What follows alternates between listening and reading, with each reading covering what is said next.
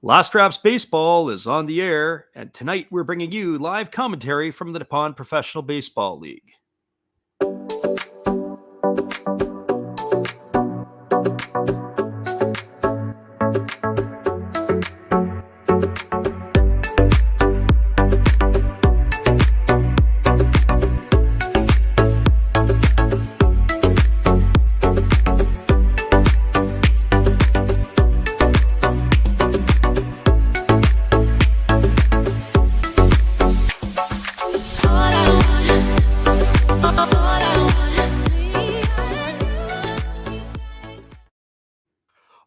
Ohio gozaimasu, konnichiwa, konbanwa, wherever you're at in the world, welcome to Last Drops Baseball's live commentary of the Nippon Professional Baseball League. Commentary and views are our opinions and are not affiliated with the NPB, the Pacific League, Central League, or their sponsors. We are giving English reports on the game being played and hope English-speaking fans around the globe can enjoy the games on YouTube and Twitch along with us. Tonight, from the PayPay Dome in Fukuoka, we're bringing you the Orix Buffaloes and the Fukuoka SoftBank Hawks. We'll first begin by giving you the batting orders for the visitors for Orix. Leading off and playing in center field is number 1, Shuhei Fukuda. Batting second in left field is number 67, Kai Nakagawa. Hitting third and doing the designated hitting is number 7, Masataki Yoshida. And the cleanup spot in right field is number 99, Yotaro Sugimoto. Batting fifth at third base is number 6, Yuma Mune. Hitting sixth and playing shortstop is number 24, Kotaro Kobayashi. Batting seventh at second base is number 5, Masahiro Nishino. Batting eighth and playing first base is number 40, Shichiro Oshida.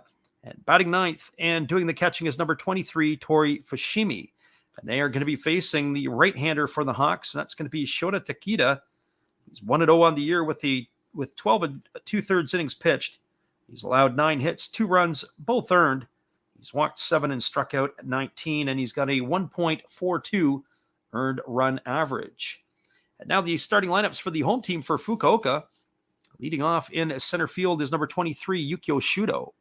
Batting second and playing shortstop is number 6, Kenta Imamiya. Hitting third and at second base, wearing number 36, is Taisi Makihara. And the cleanup spot in right field, wearing number 9, is Yuki Yanagita. Batting fifth and doing the designated hitting is number 54, Alfredo Despania. Batting sixth at first base, wearing number 7, is Akira Nakamura. Hitting seventh in left field is number 32, Tetsuro Yanagamachi. Hitting eighth and playing third base, wearing number 52, is Richard And batting ninth and doing the catching is number 19, Takuya Kai. And they're going to be facing the left-hander for the Buffaloes. That's going to be Sachiya Yamazaki. He is 3-6 on the season. He's worked 91 and 2/3 innings, allowed 81 hits, 42 runs. 31 have been earned. He's walked 22 and struck out 73. So those are your starting lineups. We'll be back in just a couple moments with all the action after this. Our friend Mick is in the house. We expect a large crowd in here tonight. 30 seconds from now, we'll be back after this from our friend Dave. Hey, everybody. Thanks for checking out the game and Last Drops Baseball. This is Dave, Zero Thought Sports Cards. If you like pack openings, baseball, all that good stuff, check us out. Drop a comment on our channel this month to win a mystery pack of cards. All you got to do is say Last Drop sent you to be entered. And we'll drop a video later on this month announcing the winner. Enjoy the game. Appreciate you, Dave, and your support of the channel. And in turn, we support our friend Dave. And it is going to be the first inning coming up here in just a couple moments. Our friend Mick says he posted his parlay on our YouTube question, and we posted a couple answers back to you. As you'll see some of that stuff there. We have a couple of rainouts across the NPB tonight. I shouldn't say maybe rainouts. Games that are postponed because they are expecting the typhoon to hit the Kanto region and around Tokyo. It is the Yokohama Dana Bay Stars and Tokyo Yakult Swallows game has been postponed, as has the Nippon Ham Fighters and the Chibolote Marines. We'll be back in 30 seconds, everybody, with the call after this. Hang tight. We're glad you're with us. Whether you listen live or on delay, we're glad you're here.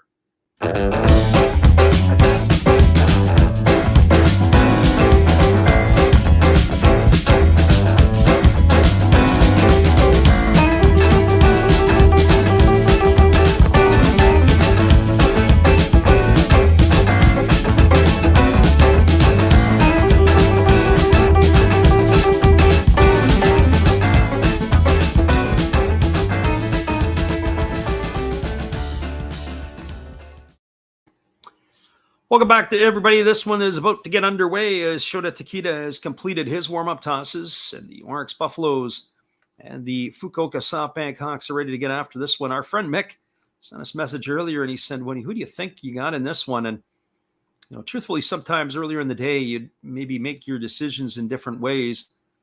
But certainly once I saw the lineup posted, I swung the pendulum toward the Hawks here. So here comes the first pitch of the ball game from Takeda. It's a fastball that misses down for ball one, and the count is 1-0.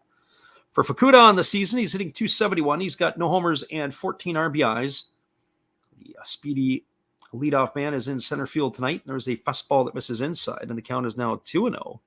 So 2 balls and no strikes. Friend Mick says he held off the Bay Stars and took Hanshin, even though they've been messing up. Yeah, well, it's a good thing you did, because the Bay Stars and the Swallows, that game being postponed, might be able to help the Swallows out. They're not playing good ball right now. When you're playing good, you want to play every night. As that ball is fouled away, and the count is 2-1 now to Fukuda. So 2 balls and 1 strike. Fukuda really chokes up on the bat as he bats from the left side against the right-handed throwing Fukuda, who rocks into the windup and delivers. It's a fastball swung on, and it's fouled away. It's going to reach the seats over the third base dugout. The count goes to 2-2. So 2 balls and 2 strikes. It'll be Nakagawa and Yoshida to follow here. A couple of changes in the lineup from the last time we saw the Buffaloes, as there's a breaking ball that just misses low, and the count now is 3-2 to Fukuda. They had Mune hitting in the 2 spot, and Nakagawa, Yoshida, Sugimoto, Kobayashi all hitting down a little further. They've dropped Mune behind Sugimoto tonight. There's a first pitch fastball that misses outside, and Fukuda's aboard with a leadoff walk here in the top of the first inning. That is going to bring up the left fielder, Kai Nakagawa. Our friend Mick says he's got the Tigers, Buffaloes, Carp all on money line, and then he's got the KBO teams. As I said, I don't follow the KBO that much. I peek in from time to time. That's pretty much about it. I did hear that Dan Straley is making his way back to the KBO, where he's had some success. So Nakagawa steps to the plate. He's hitting .311. He's got a couple of homers and 34 runs batted in. He's ready to face the first offering from Takeda, who throws a breaking ball that misses outside for ball one, and the count is 1-0. So 1 ball and no strikes. Full slates of games across the NPB, except 2 of them have been postponed, as we said. The only other game that's currently underway is the Hiroshima Carp and the Yomiuri Giants. They're also in the top of the first inning. So here comes the 1-0 pitch, as Takeda holds the belt and delivers. It is a breaking ball swung on, and that's lifted foul down the right field line. It's going to reach the seats, and it's going to run the count to 1-1. Fukuda was running on the pitch. It was a hit and run, and Nakagawa had threw his bat at the ball to protect the runner. So 1 ball and 1 strike. The other games that will go on tonight, the Saitama Sipu Lions into Hoku Rakuten Golden Eagles. They'll be going at 5 a.m. Eastern or 2 a.m. Pacific, as will the Chinichi Dragons and Hanshin Tigers. And here comes the 1-1. It is a fastball swung on and lifted foul. The count is 1-2. Contemplating, depending on the speed and pace of this game, about possibly doing another one. If I did the other one, it would be Chinichi and Hanshin possibly tonight, maybe late night. But I'm a little undecided on that one as of yet. We'll have to see how this one fares and how we feel if we're going to stay up and do yet back-to-back. So 1 ball and 2 strikes to Nakagawa. A right-hander Takeda holds set, and now he delivers. It's a fastball swung on and missed. Nakagawa has gone on strikes for the first out of the inning, and so that's 1 up and 1 away. It's going to bring up Masataki Yoshida. Well, in yesterday's ball game, the Buffaloes knocked off the Hawks 6-3. The hitter, or the designated hitter, Masataki Yoshida, was a huge part for that. He hit 2 home runs last night. He had 3 hits, and he drove in 3. He's been able to raise his season batting average up to .322 now. He was, for quite a while, sitting at second in the league in batting. That's currently where he's at right now of the qualified players. Go Matsumoto of the Kind upon Ham Fighters is ahead. As a fastball misses inside, and the count is 1-0 to Yoshida. So 1 ball and no strikes. Our friend Mick says the double dip. Yeah, possibly. We might think about sticking around for 2. But we'll have to make sure, and we'll take a think about that a little bit later. There's a breaking ball that misses inside, and Yoshida has to skip out of the way, and that runs the count to 2-0. Also in last night's ball game, the other home run hit by the Buffaloes was by Kotaro Kobayashi. That was a 2-run shot that he hit. So 5 of the 6 runs scored last night by the way of the home run. And there's a fastball that misses down, and the count now goes to 3-0 on Yoshida. So Takeda having some challenges in the command of his pitches right now. He's thrown 13 pitches, and 8 of them have been for balls.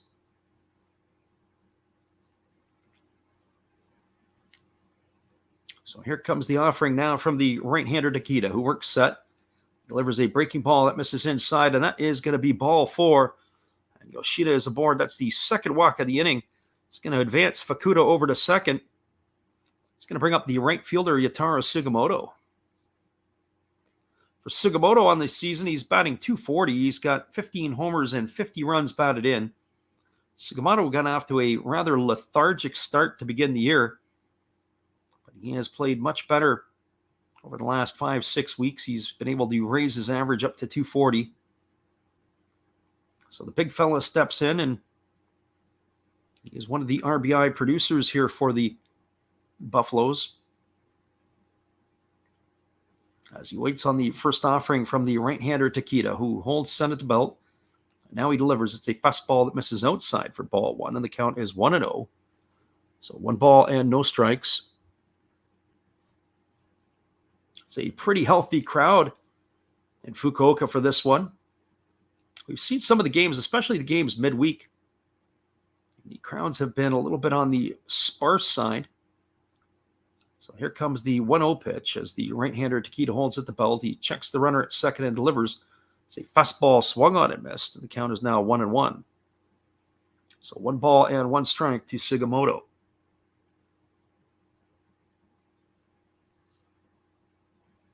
It'll be Yuma Mune to follow here in the top of the first inning. As the Buffaloes are looking to do some damage early with runners at first and second. Right-hander Takeda gets his sign. He works set. Checks the runner, and now he kicks and delivers. It is a breaking ball waved out and missed. The count is now 1-2 to Sugimoto. I find it amazing sometimes some of the types of breaking balls that they have here.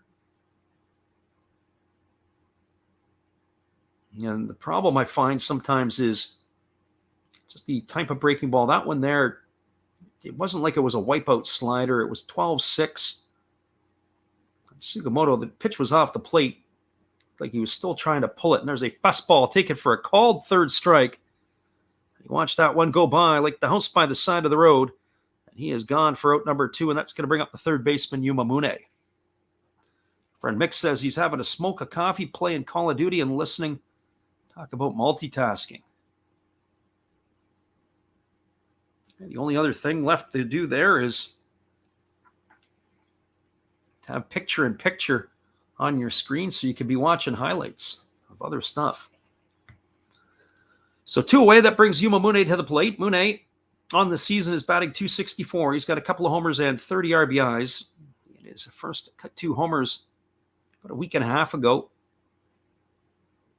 They're playing the Saitama Cebu Lions, and there's a first pitch fastball taken for a called strike, and the count is 0-1. As we said at the outset of this, they dropped Mune down in the batting order, moved to the 5 spot, and they've just moved Nakagawa, Yoshida, and Sugimoto up a notch. So 2 runners aboard here with 2 gone. The left-handed hitting Mune waiting on the offering here from Takeda. As he checks the runner and now delivers, it's a fastball swung on it, is popped up over on the third base side. Nakagawa runs over, but he's going to watch that sail into the seats. It's going to run it to 0-2. I have to wonder sometimes why the Japanese players sometimes get a single name. Obviously, we know Ichiro Suzuki, and he deserves it.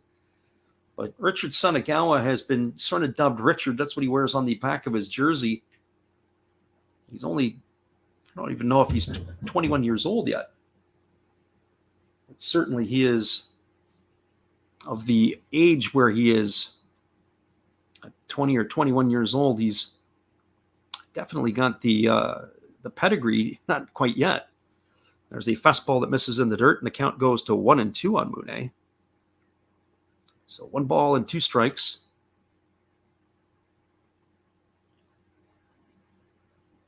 Mune to be followed here by Kotaro Kobayashi. Should he find his way on base? So the right-hander Takeda ready to go back to work. He checks his sign from his catcher Takuya Kai.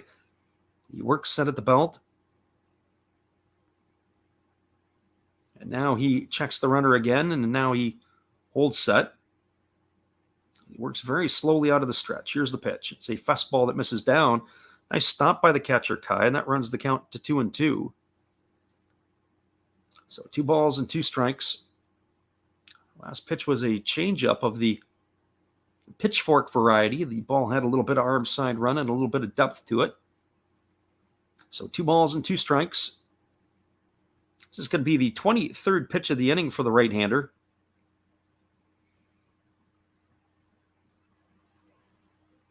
He's thrown more balls than he has strikes so far. Here comes the offering. It's a fastball swung on. It's grounded up the middle over to short. It is fielded by Imamiya. He steps on the bag, and that is going to do it. It's going to be a ground out, or a fielder's choice in this case, to the shortstop, and that is going to erase Yoshida at second for the 3rd out. So for the Buffaloes in the inning, they got no runs. There were no hits. There were no errors, and 2 runners left aboard. We're through a half inning. It is the Orix Buffaloes, nothing. The Fukuoka SoftBank Hawks coming to bat. Stick around, everybody. We'll be back. The call at the bottom of the 1st inning in just a couple moments. Glad you guys could pop in here with us. Here is our friend Steve. Hello, guys. Thank you for joining Freddie here on his baseball game. And I'm Steve Rademacher, and my channel is really all about everybody, including all my international friends. We have such stuff as non-sport packs from Canada, the OP Cheese. We have the Greek Freak. We have money from around the world. We have lira. We have yen. We have francs. We have pounds. We have Deutschmarks. We have all kinds of cool stuff like that. We even have some cooler things like Japanese women wrestlers and OP-Chi baseball cards where I cannot read the back. We even have unopened material like the royal family, I know it's backwards, from London, England. Thank you for watching. Back to Freddie.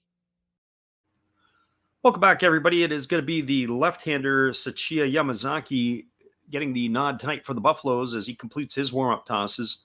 The lefty is 3-6 on the year. He's worked 91 2/3 innings. Has an ERA of 3.04. He has walked 22 and struck out 73 in those 91 2/3 innings of work. And it is going to be the top of the order coming up to bat to face him. It'll be Yukio Shudo, Kenta Imamiya, and Taisi Makahara to get things going here for the Hawks. The Hawks, as we said, lost last night's ball game to the Orix Buffaloes. They dropped a decision of 6-3.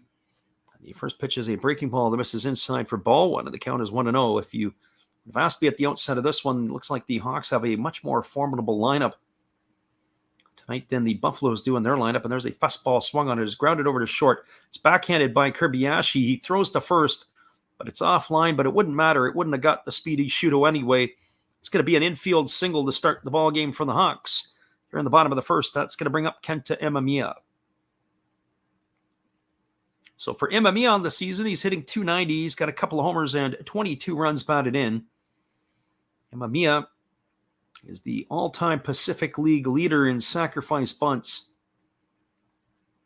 But I'm curious to see in this situation if they're going to jockey a little bit and maybe try to take the bag outright and challenge the arm of Tori Fushimi.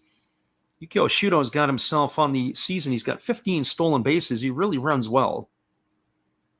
I like what I see from here, but it is a lefty on the hill, so we'll see what he does. The first pitch is delivered, and it's a fastball down and away. The count is 1-0. And Mamiya having a fine season for him at the plate by hitting .290. It was a little bit out of his stratosphere. And here comes the offering now to the righty. It's interesting here as the runner at first base has got 2 feet on the turf. And there he goes. He's off to the races. The throw comes down to second. It is not in time. And Shudo is going to have himself a stolen base. We're going to have to see what the umpire called that one. The runner has advanced all the way over to second. As we can see, the throw down by the catcher was on line, but it was a short hop. A nice pick by the shortstop, Kirbiashi. But he was unable to do it. We'll have to keep our eye on Shudo here to see if he's going to maybe try to take another bag again. The lefty on the mound. Friend Mick asked if we ever played pro ball. No, pro ball. Here's the pitch. It is a 1-1 pitch that misses outside, so that pitch to MMA on the stolen base was a strike. So that makes it 2 balls and 1 strike. Not pro ball, just 3 years of college summer ball. That's about it. That's where it lasted. And you start to find out as you move up the ladder how average you really are as you continue to crawl up, and you just really appreciate the players at the top level of the game more and more for what they do. Here's the 2-1 pitch, and Mamiya does square to bunt. He gets it down. It's a good one. It's fielded by Yamazaki, but he throws it up the line into right field, and that ball is going to get the runner all the way in, so it's going to be a sacrifice for Mamiya. He's going to be safe at first, so a sacrifice 1-3. The error on the pitcher is going to score Shudo from third, and that is going to open up the scoring here for the Hawks in the bottom of the first inning, and it is now 1-0 for Fukuoka here. So we watch it again. What happened was Yamazaki had fielded the ball. The problem was the second baseman, which is Nishino, he wasn't there in time, so the pitcher had to double clutch, and when he double pumped, that was when he threw the ball away. Nice job by the right fielder, Sugimoto, covering. But the Hawks are now flapping their wings. They're out in front here on the Buffaloes, 1-0. It's going to bring up the second baseman, Taisi Makihara. So for Makihara, he's hitting .297. He's got 6 homers and 35 runs batted in. Bats from the left side against the left-handed throwing Yamazaki, and he bunts one down the first base line. It is fielded by the second baseman, and Nishino throws to first, and it's not in time. Makihara is going to beat that out. That's going to be an infield single. So the second baseman, he pushed that one past the pitcher as the pitcher came off the line. And then what ended up happening was as the second baseman came in to field it, he threw it off balance. We get the replay of it. The umpire has called him safe. We're going to get the replay of this one again here too, and it is a safe call in my opinion as well. That's going to put runners at first and second, and that brings up the right fielder, Yuki Yanagita. Well, if Yanagita wasn't a threat to put the ball into the seats, I'd go right back to the well again and drop another one down the first base line, and let's watch the confusion. So the Buffaloes are confused all over the place on what they have to do. Here comes the first pitch to Yanagita. It's a breaking ball swung on and missed, and the count is 0-1. Yanagita on the season hitting .261 with those 15 homers and 53 runs batted in. He doesn't steal the bases like he used to. Getting a little bit long in the tooth as he's on the wrong side of 30. So here comes the 0-1 pitch. It's a fastball swung on. It is grounded to the left side. It's through the 6-hole into left field. And everybody is going to be stopped at their bases. Mamiya is going to be held up at third. Makihara is going to advance to second. Yanagita is aboard with a single. And the hit parade continues here for the Hawks in the first inning. That's the third hit of the inning. That's going to bring up the designated hitter, Alfredo Despania. Our friend Mick, who's in the chat, was telling us at the outset that he wanted the Orix Buffaloes in this one. I tried to talk him out of it a little bit, but it's still early as the bases are loaded and nobody's out. When I took a look at the lineup tonight early on, I was a little bit concerned of what they were going to roll out there. The pitching coach has made his trip to the mound to talk to Yamazaki. That trip is over as the home plate umpires come out to break it up. So the bases are full of Hawks. It is Imamiya, the runner at third. The runner at second is Makihara. Yanagita is the runner at first, and Alfredo Despania comes to the plate. And Despania, he's hitting .257. He's got 6 homers and 12 RBIs. The big Cuban right-handed hitting designated hitter has got a chance to put a charge into this one and blow this thing open a little bit. Here comes the first offering from the lefty Yamazaki, who delivers a fastball that misses down for ball 1, and the count is 1-0.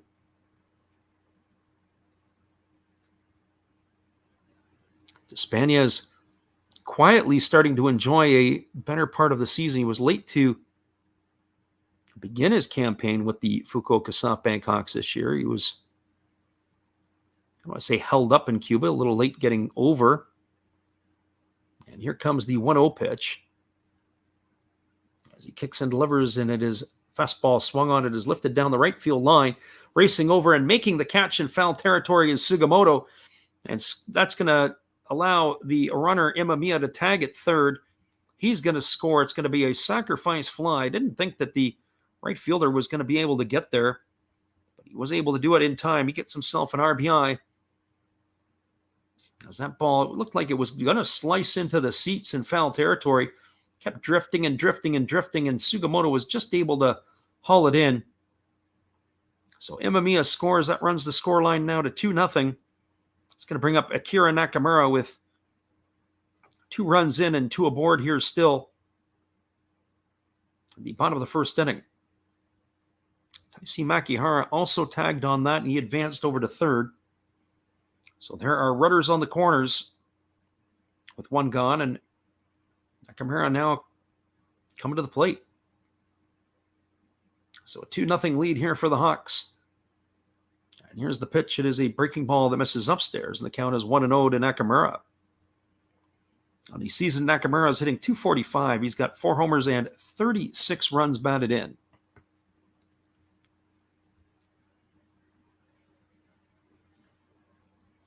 The left-handed stick with that open stance, waggling the bat, waiting on the offering here from Yamazaki, who kicks and delivers. It's a breaking ball that drops in for a called strike. The count is now 1-1. So 1 ball and 1 strike.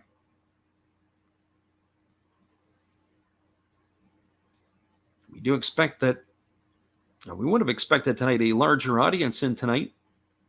These 2 teams going head-to-head against one another, and of course with a couple of rainouts and only 2 games going on right now. There's a fastball swung on, and it's lined into those temporary seats where all the folks sit with the batting helmets on. It's the part of the field that is not protected by the netting. So 1 ball and 2 strikes to Nakamura. Hawks have already got a crooked number up on the board, and they're looking to add another one to it. So 1 ball and 2 strikes. The lefty leans in. He gets his sign from his catcher, and he works set.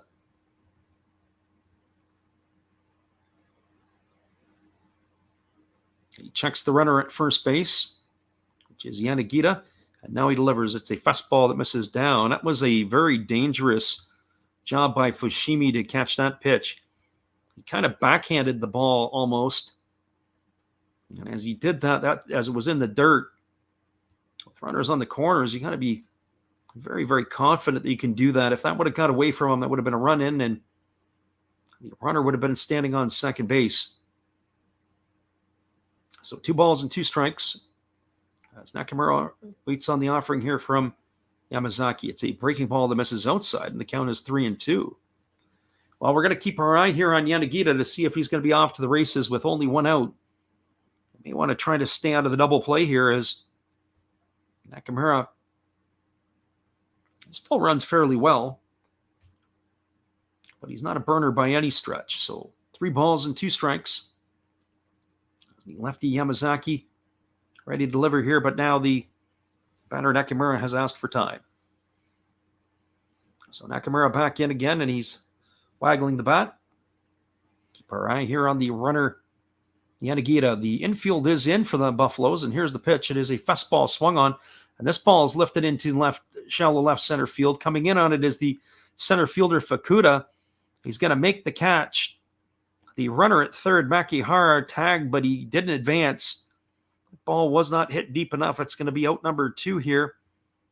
A fly ball to left field by Nakamura. That's going to be 2 away, and that's going to leave it all up to the left fielder, Tetsuro Yanagamachi. So that was a wasted effort, although I have to say, I've seen Fukuoka's arm before. That ball would have been hit just a little bit further. I think if I'm the Hawks, I'm going to challenge that arm. I've seen his arm against the Saitama Sipu Lions, and it was not one of the stronger arms for sure. You only got a certain amount of time where you can, or a certain amount of places where you can showcase that arm. And it can be showcased for the right reasons or the wrong reasons. And from what I've seen of Fukuoka this year, I'd be running on him at every opportunity. And any ball hit in normal depth. And there's a fastball taken for a called strike, and the count is 0-1. Yanagamachi batting .284 on the season with those no homers and 28 RBIs. One of our friends to the channel asked how I liked Yanagamachi. Well, I'd like him a little bit more if he had a little bit more juice in the stick. Either that or if he ran a little bit more. He's only got a couple of stolen bases this year. And here's the pitch at 0-1, and it's a fastball that misses outside, and the count goes even at 1-1. 2 things I like to see from the outfielders. Yeah, you got to be able to hit.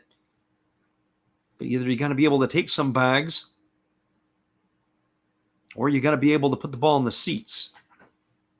But if you don't take bags, you don't put the ball in the seats, and all you are is an average hitter, you got to start looking over your shoulder in case there's somebody else that comes along that can do one or the other really well. And here's a ball thrown over to first base, and getting back in time is the runner, Yanagita. Unless, of course, your name is Tony Gwynn. But even in Tony Gwynn's younger years, he ran pretty well for the San Diego Padres. He wasn't particularly a power hitter, but he did have the odd years where he hit double-digit home runs.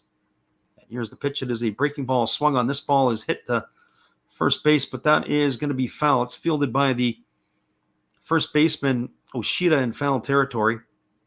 He's going to run the count to 1-2. So 1 ball and 2 strikes.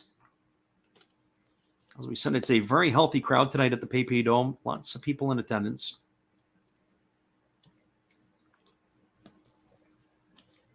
So 1 ball and 2 strikes to Yanagamachi. The runner at third is Makihara. The runner at first is Yanagita. There's 2 gone now in the bottom of the first inning, and 2 runs on the board here for the Hawks. Yanagamachi digs in. He taps both sides of the plate. He waggles the bat. Now he's waiting on the 1-2 offering from Yamazaki, who holds set. And now he steps off and fakes a throw over to first base. Do this all over again. Every time we see the Hawks play this year, it just seems like their games go on forever.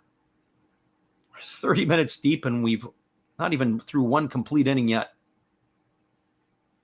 So I kind of gun shy every time I think, well, let's call Fukuoka, and next thing you know is we're an hour into it, and we got 2 innings played. There's a breaking ball down that swung on, and the home plate umpire is holding everybody up as he's saying that was a foul ball. The catcher, Fushimi, applied the tag to Yanagamachi. Yanagamachi wasn't running, but the Buffaloes were running off the field as if to try to sell it for the 3rd out. We watched the replay on that one. I'm not sure he got a foul tip to it, but the home plate umpire said so. It's certainly a call that you can't review. So 1 ball and 2 strikes to Yanagamachi. Runners are still at the corners. This is going to be the 22nd pitch of the inning for the left-hander for Orix. As he kicks and delivers, it's a fastball swung on. It is grounded over to first. It is fielded by Oshida. He steps on the bag, and that is going to retire Yanagamachi on a ground out to 3 for the 3rd out of the inning. Well, they got 2 runs in the inning on 3 hits. There were no errors, and there were 2 runners left aboard. We are now through 1 complete inning. It is the Fukuoka SoftBank Hawks 2, the Orix Buffaloes no score. Stick around, everybody. We'll be back with the call at the top of the 2nd after this when we return.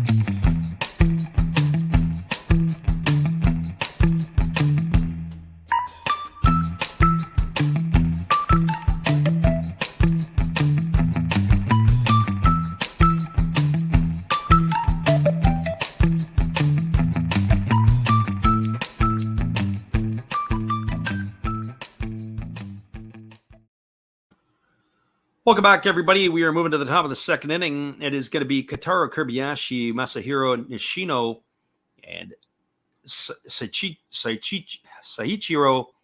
Oshida, who come to bat here in the top of the second inning. I have to get used to saying Oshida's first name, Saichiro, as he's getting an opportunity to play first base tonight for the Buffaloes. So Kobayashi steps to the plate. He's hitting .227. He's got 6 homers and 29 RBIs. As we said last night, he had a home run in the ball game and knocked in a pair of runs.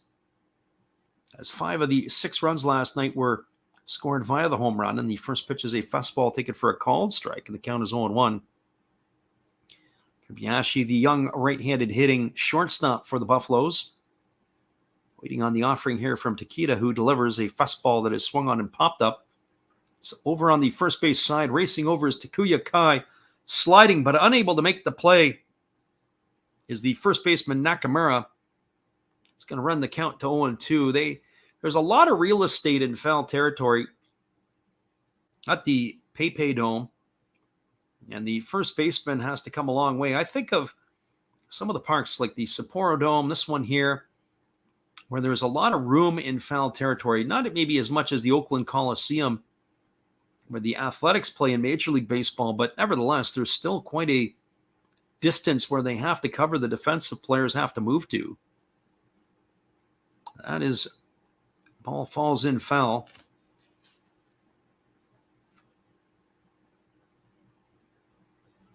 And there's a breaking ball that misses. That's going to run the count at 1-2. There is a different scoring decision in that first inning, which I found fascinating. I would have had Imamiya with a sacrifice bunt, and then being able to go to third on the error by the pitcher was Shudo, but the official scorer has given him a bunt. So there's actually bunt hit. So there's actually 4 hits in that first inning by the Hawks. There's a breaking ball that misses down, and the count is 2-2. That's what happens when you get some hometown scoring, especially with Imamiya this year swinging the bat well. He's more than happy to take that as a base hit. Although I would probably ask for the Fukuoka scorekeeper to give us a reason why. There's a fastball swung on and fouled away, and the count is to remain at 2-2. So 2 balls and 2 strikes to Kobayashi. Takeda gets himself a new baseball, and he rubs it up and is ready to deliver again here to the right-hander Kobayashi. He rocks into the motion, and he delivers. It's a fastball swung on and fouled away. And the count remains at 2-2. So 2 balls and 2 strikes.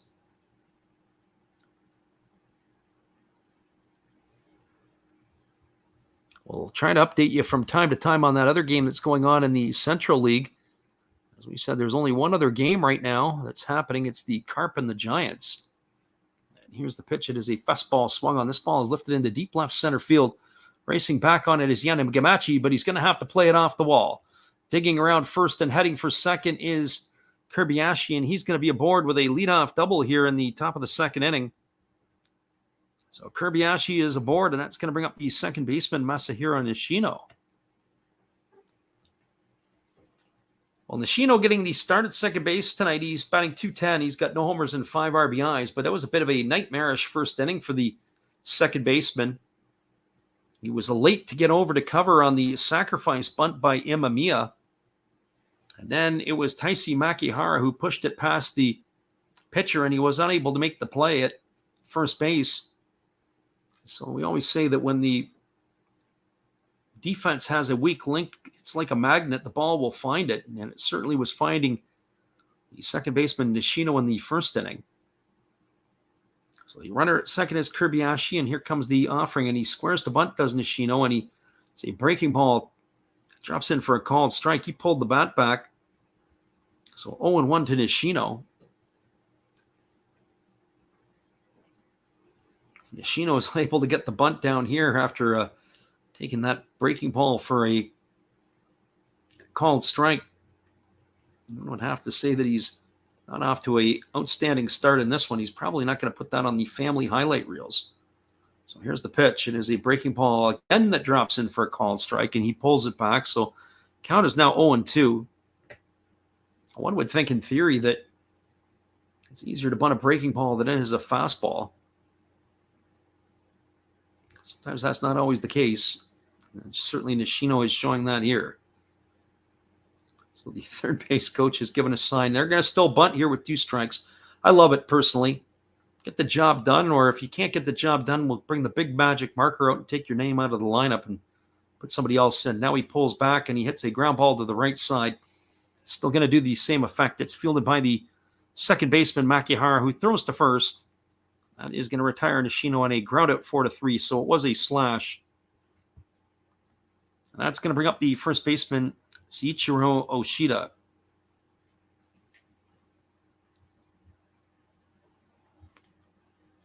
For Oshida, he's hitting .333 on the season. He doesn't have a lot of at-bats here in the NPB.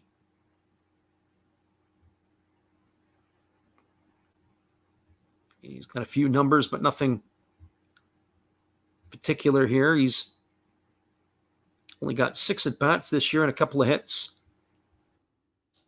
Played the last couple of seasons with the Buffaloes, but modestly or sparingly at best. There's a breaking ball that misses upstairs for ball 1, and the count is 1-0. His rookie year in 2020, he had 104 at-bats, or possibly 104 plate appearances would be better yet. 88 at-bats, and then last year he had 25, and this year this is only his 8th plate appearance. And there's a breaking ball that misses down, and the count is now 2-0. So 2 balls and no strikes.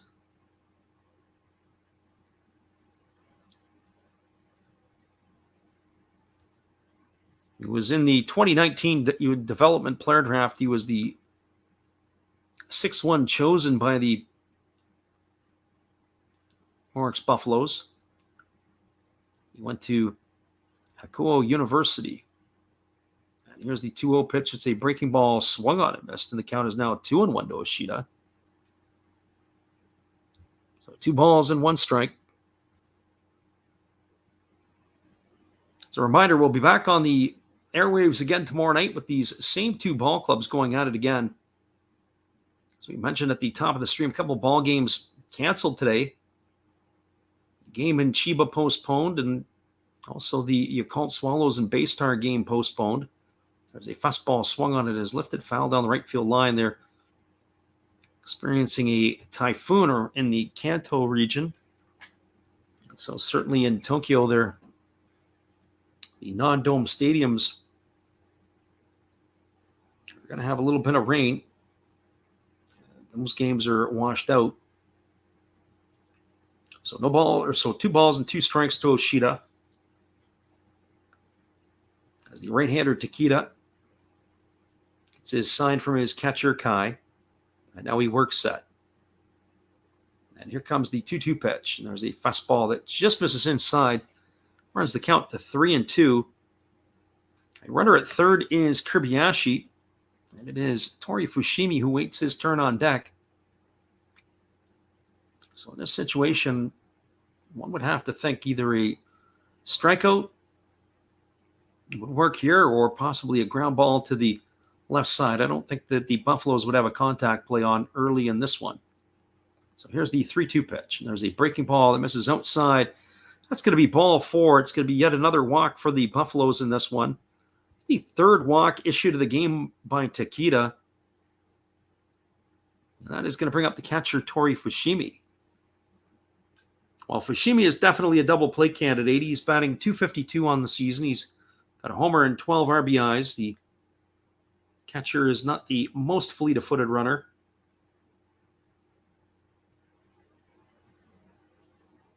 The Hawks catcher Kai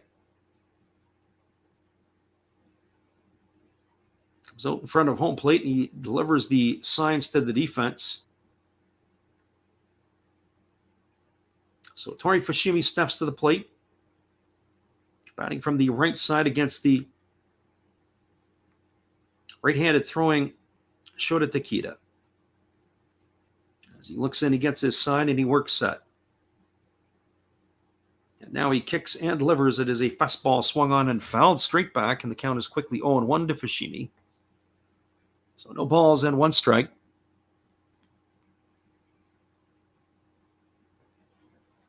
If I had to give the edge, even at the beginning of the game, I do like Fukuoka's bullpen much better than Orix's bullpen. We're talking a little bit about last night's ball game and how the Hawks dropped the decision to the Buffaloes 6-3.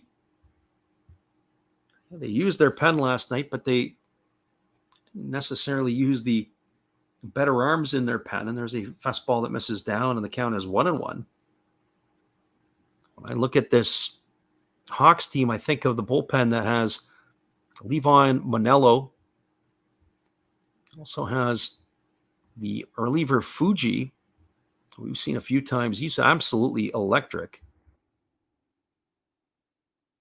And of course, they have Maury as well, but he's not on the lineup right now, as he is not listed in the game sheet tonight.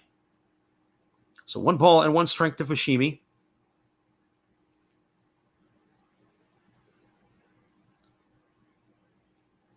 The crowd is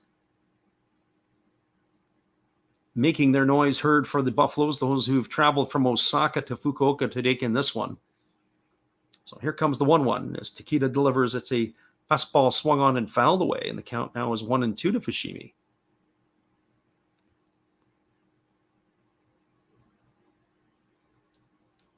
Shin Kayama and Levon Manello are the 2 left-handers that will, or potentially could come out of the pen tonight,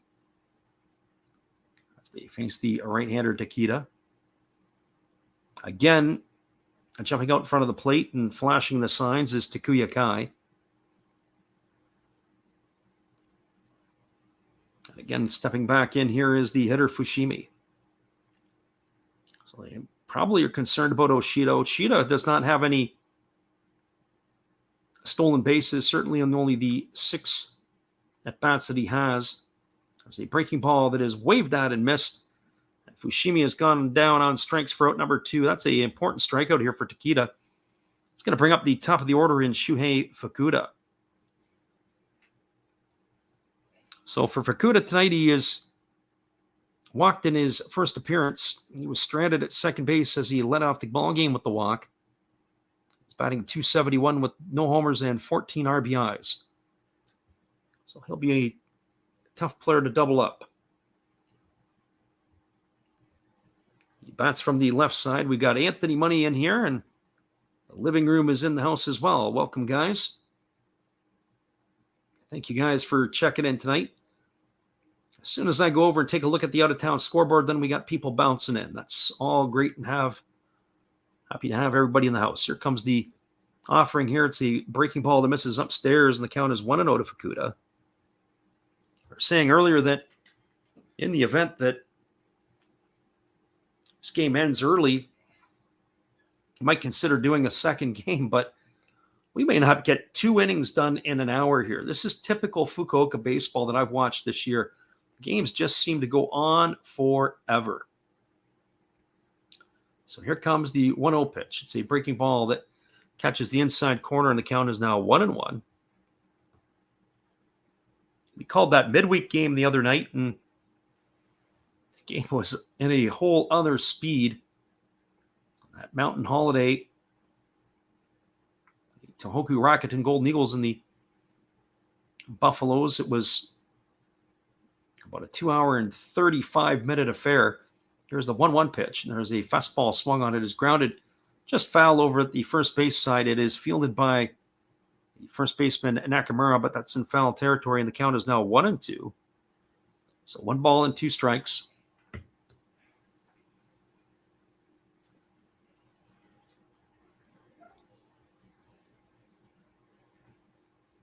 So 1 ball and 2 strikes to Fukuda. The runner at third is Kobayashi. The runner at first is Oshida. As As we said, Takeda, when he gets himself into trouble, he really slows it down. We notice that when the relievers come in, relief pitchers, they work at a different tempo and pace usually than the starters. So here comes the 1-2 offering. As he kicks and delivers, it's a fastball swung on and fouled away.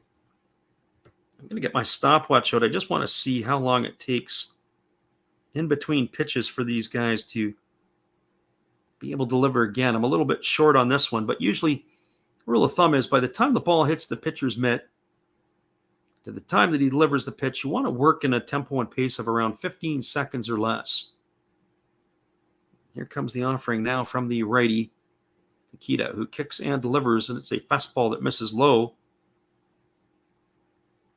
And now the count is 2 balls and 2 strikes. Well, I was a little late on that last one, but I had 17 seconds, probably add a couple of more to it. It would have been up around 19. Now I've got him back in the ball in the glove, and we're already at 15 seconds. And the time is marching on here. And so Takeda texts his sign. He's ready to go. And here's the pitch. There is a fastball that misses down, and the count is now 3-2. Well, that's why. That's 30 seconds in between pitches for Takeda. And I'm not kidding you, 30 pitches by the time the ball hits the glove. He gets the ball back, he walks back, picks up the rosin bag, flips it up in his hand a couple of times, wipes it off, reaches down again, goes back onto the mound. And by that time, not only is your defense being put asleep, the listeners are having a nap, all the rest of that stuff. It's absolutely crazy. Do not understand that. So 3 balls and 2 strikes. The runner at first, Oshida, is going to be on the move at the time of the pitch. And here we go. Here's the offering. It is a breaking ball that misses down. It's going to be ball 4. That's going to be the 4th walk and an inning and 2/3 here by the starter Takeda. That's going to load the bases full of Buffaloes. It's going to bring up the left fielder Kai Nakagawa, and it's going to bring the pitching coach out of the dugout. That's 50 pitches so far here tonight. So if I was doing some quick math,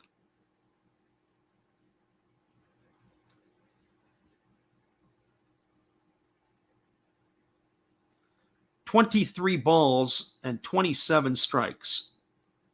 It's only a 54% strike rate. That's assuming my math is correct. It's a little bit on the, well, not a little bit, it's a lot on the low side. You want your pitchers to be up around 2/3 strikes. Should be the goal, but 54%, that's probably maybe a little bit less than I would have thought. Or a little bit more than I would have thought. I would have thought he might have been a little less than that. So that brings Kai Nakagawa to the plate. He struck out his first time up. He bats here with the bases loaded in the top of the second. The Buffalo stranded 2 runners in their half of the first. They've got 3 aboard here. And here's the pitch. It's a fastball that misses upstairs, and the count is 1-0. So 1 ball and no strikes. But now he wants a new baseball, does the starter Takeda. As he makes the exchange and gets a different ball, and he gets back to the rosin bag. So 1 ball and no strikes to Nakamura as he waits on the offering here from Takeda. He holds sent at the belt, and he kicks and delivers. It's a fastball taken for a called strike. And the count now is even at 1-1. So 1 ball and 1 strike to Nakagawa.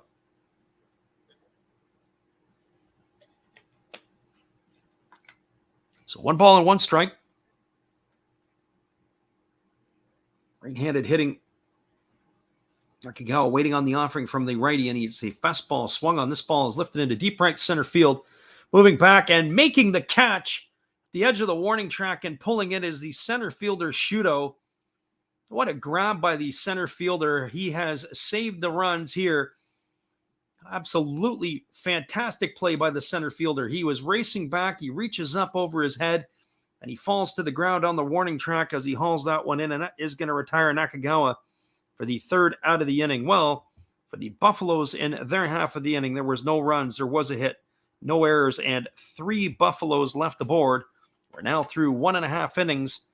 It is the Fukuoka SoftBank Hawks 2 and the Orix Buffaloes no score. Stick around, everybody. We'll be back And just a few after this, the call of the bottom of the second inning.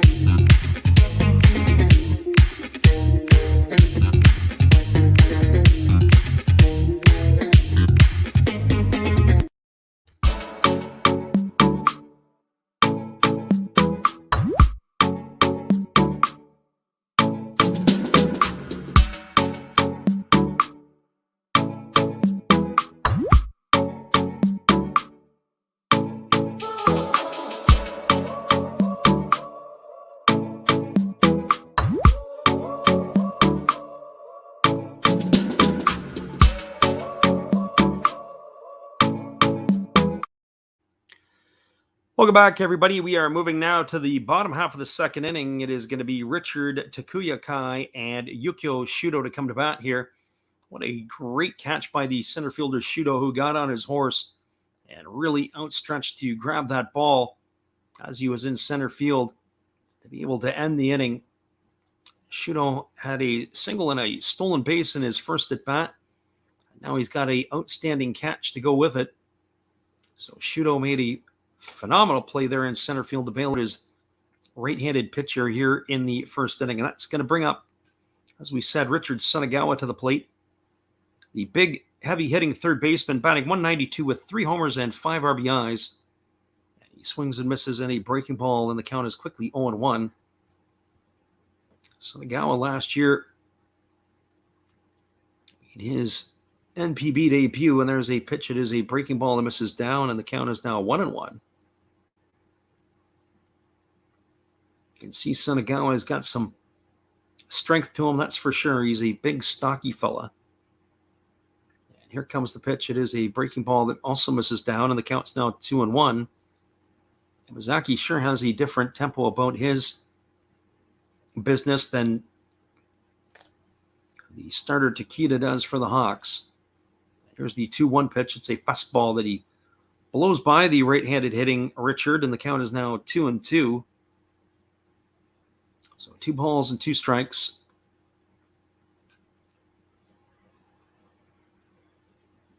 So the right-handed hitting Richard digs himself back in, and here's the pitch from the lefty. It's a fastball that goes all the way to the backstop, and that's going to run the count to 3-2. So 3 balls and 2 strikes.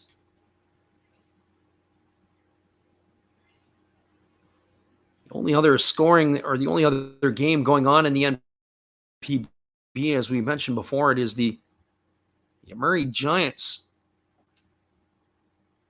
currently playing host to the Hiroshima Carp, and there is a breaking ball swung on and missed.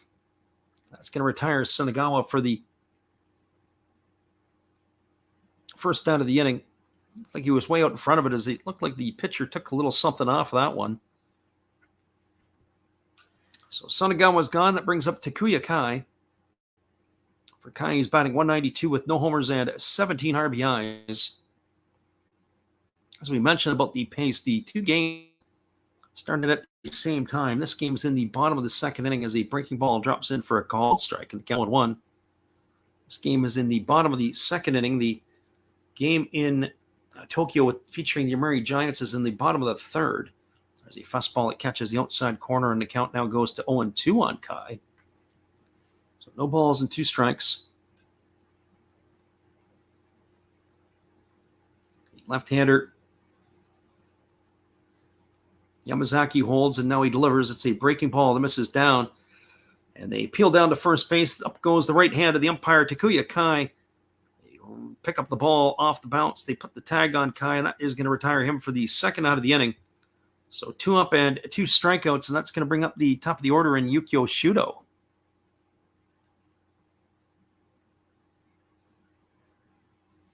So for Shudo, he's 1 for 1 tonight, and he's got that fantastic catch the end, the top of the second inning. He's also scored a run and stolen a base, and there's a fastball swung on. This ball is belted into deep right field. This ball is going to get down, and it's going to get up all the way to the wall. Digging for second and rounding second and heading for third is Shudo. Here comes the throw. It is not going to be in time. That is going to be a 2-out triple for the speedy center fielder. He's having himself a ball game, and we're only here in the second inning so far. That's his second knock of the night. So that puts him at third, and it's going to bring up the shortstop, Kenta Imamiya. So for Kenta Imamiya, he's 1 for 1 tonight. He's also scored the other run that the Hawks have scored. As I mentioned before, it was a bunt, a sacrifice bunt back to the pitcher, but they ruled it a base hit. I think I would have, as I said, if I had my word with the official scorer, it would be why so. I think if the second baseman was there in time, he would have been retired. So Imamiya here waiting on the offering from the lefty Yamazaki. It's a fastball that misses outside. Ball 1, and the count is 1-0. As we mentioned, Imamiya's got his average up to 293 now on the year.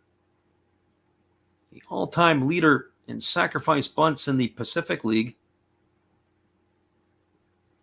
Is what he is known for, but he's been swinging the stick well this season. There's a breaking ball that drops in for a called strike, and the count is 1-1.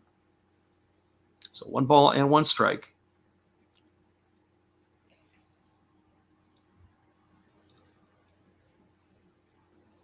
The lefty Yamazaki gets his sign from his catcher Fushimi. Now he kicks and delivers. It's a breaking ball swung on and missed. Runs the count now to 1-2 on Imamiya. A little surprised that maybe they wouldn't go back to the, or at least with the, to force the opportunity on the right side of the infield on the bunts and the bunt coverage. But you've got to get somebody back on at first base to be able to do that. As they were able to put the ball down a couple of times in that first inning, and there's a fastball that swung on and fouled away, and the count remains at 1-2. They probably have filed that in the back of their minds of the Hawks. Able to go back and attack the shoddy defense of the Buffaloes. At least that's what it was in the first inning. So 1 ball and 2 strikes to Imamiya. The lefty Yamazaki gets his sign. He works set. And now he kicks and fires. It is a breaking ball swung on and missed. And that is going to do it here for Imamiya. He has gone for out number 3 in the second inning. Well, Yamazaki, around that triple, strikes out the side. There was no runs. The only hit was the triple by Shudo. No errors and 1 runner left aboard. We're now through 2 complete.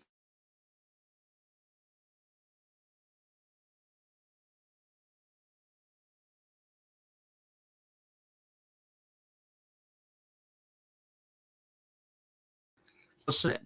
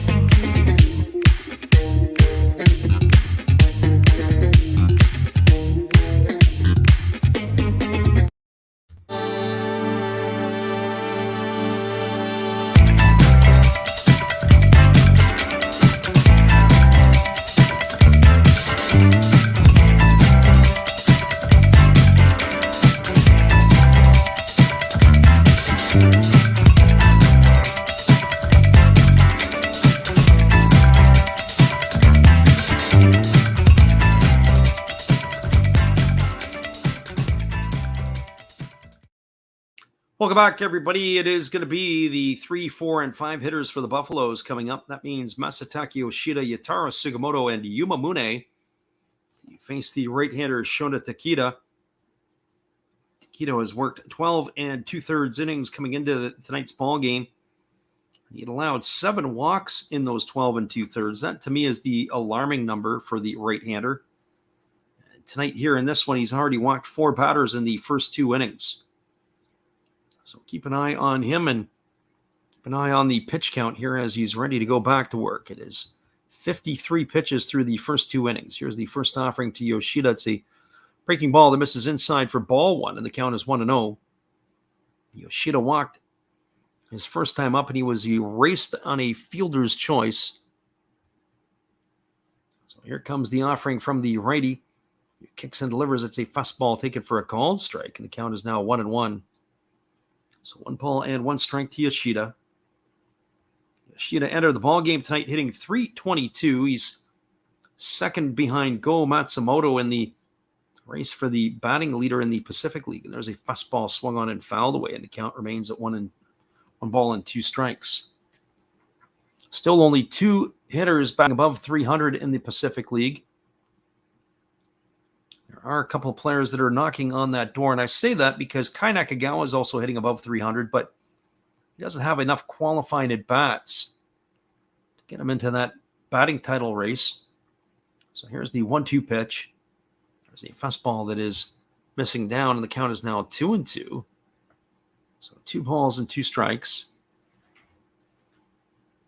There are a couple of other players in this ball game that are in that mix, and of course, one is Kenta Emamiya, who was batting .293 prior to his last at bat. Here's the pitch. It is the fastball that misses outside, and the count now runs full to 3-2.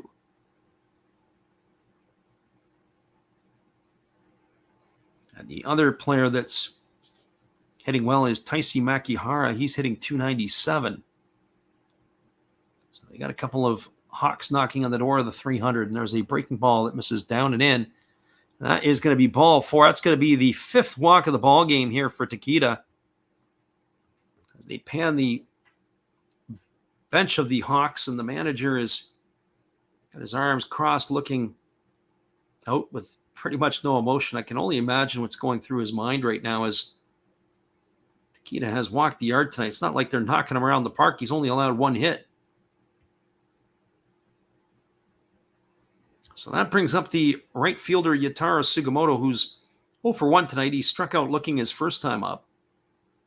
His average is dipped to .239 with those 15 homers and 50 runs batted in. Here comes the first offering from Takeda. It's the fastball that misses down and away, and the count is 1-0. So 1 ball and no strikes to Sugimoto. Right-hander Takeda ready to go again. I'm going to get that stopwatch back out, but sometimes it's not always the pitcher. As Sugimoto was doing his tour outside the batter's box, for the most part, it's the slow tempo of the pitcher. There's a fastball that misses down for a ball. The count is now 2 balls and no strikes. Well, again, after every pitch, he walks back and gets that rosin bag before he steps onto the rubber. We could not only do the scores from around the league, but we could probably do the KBO and the Taiwanese league and everybody else on in between as well, in between pitches. So here comes the offering now to the right-hander as he kicks and delivers. It's a fastball swung on, and it is fouled away, and that's going to run the count to 2-1. Well, that time it was only 27 seconds between pitches. Now, of course, on a foul ball, the umpire is going to come out and dust off the dish. And we're going to continue to wait. So 2 balls and 1 strike to Sugimoto as the right-hander gets himself a new baseball and he's ready to go back at it. Sugimoto waggles the bat. The right-hander holds at the belt. And now he kicks and delivers. It's a fastball swung on, and this ball is lifted to deep right field. Moving back as the right fielder, Yanagita. He's going to play it off the wall. Nice job by Yanagita. That's going to send Yoshida all the way around to third. Holding at first is Sugimoto. It's a long single, and Yoshida slides in safely at third base. Some good base running by him as he is able to get himself all the way around to third and into scoring position. That's going to bring up the third baseman, Yuma Mune. So the Buffaloes, who stranded 5 runners aboard in the first 2 innings, were not able to get a clutch hit to get themselves a run. But here we go again as the pitching coach is back out again to talk to his right-hander. It's the second trip out. I would have to think that Takeda's leash is not going to be that long here tonight. The more recent games that we've seen with the Hawks, they've not had what I would call good starting pitching. They've had to go to the bullpen early in a number of the games that we've seen over the last couple of weeks. One of their arms on the weekend last weekend, 4 2/3 innings, I think was the longest that we witnessed. So runners are at the corners, nobody out. Yuma Mune steps to the plate. He's 0 for 1 tonight. He bounced into a fielder's choice to end the first inning. So the Buffaloes here are trying to get themselves on the board.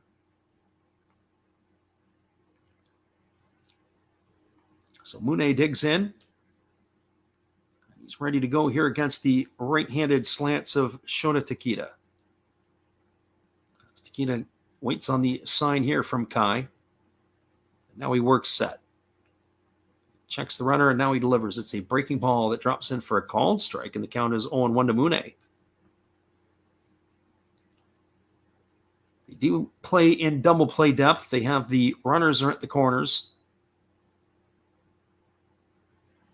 As Mune steps back in.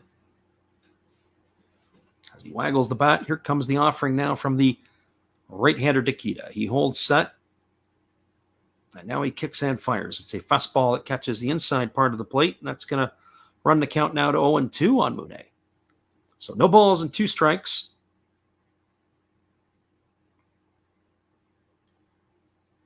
Both pitches, they attack Mune inside. I wonder if they'll go away here and then maybe come back in to try to put him away.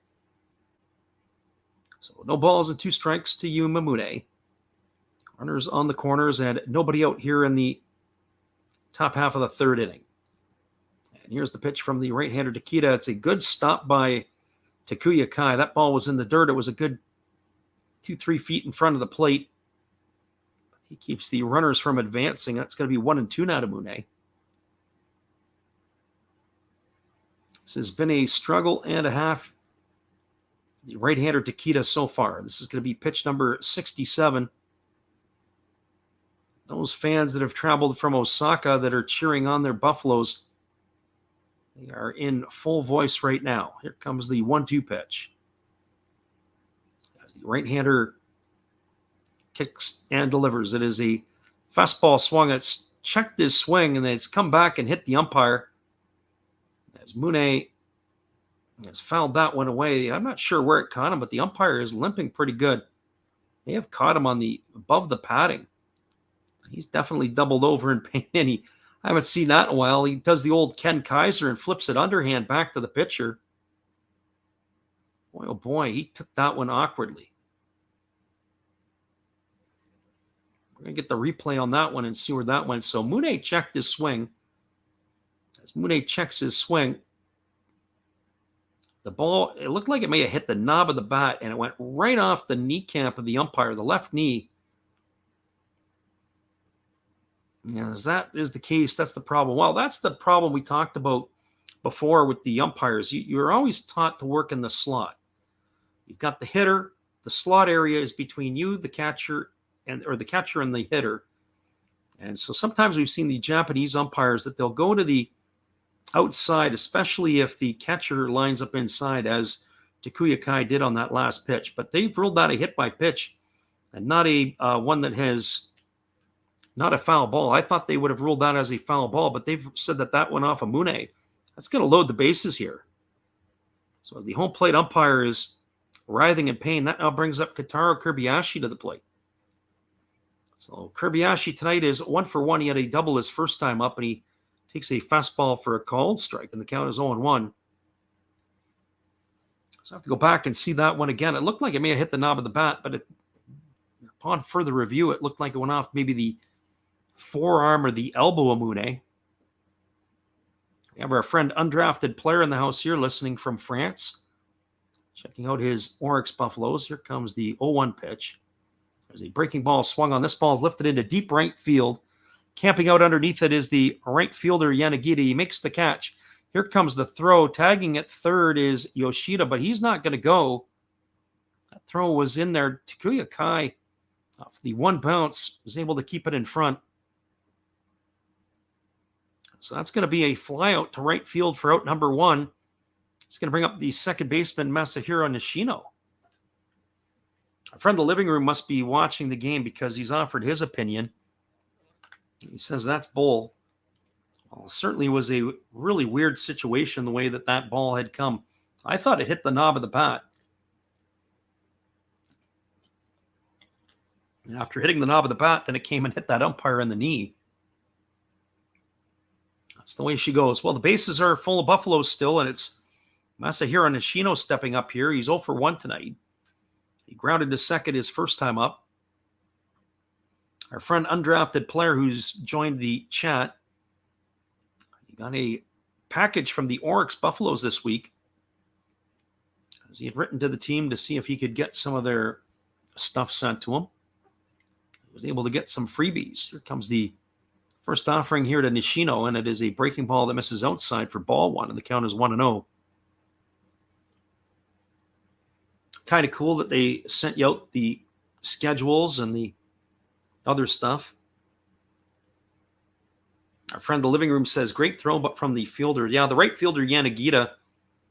Surprisingly, I thought it was a deep enough ball that was hit. I would have challenged it, although Yoshida doesn't necessarily run the fastest. And there is a split finger pitch that is swung on and missed, and the count is now 1-1 to Nishino. Nishino had himself a pretty tough first inning. He failed to get over to first base in time to receive a throw from the pitcher on a sacrifice bunt. And then the ball was bunted past the pitcher, and he was too slow to get to it to retire the runner at first.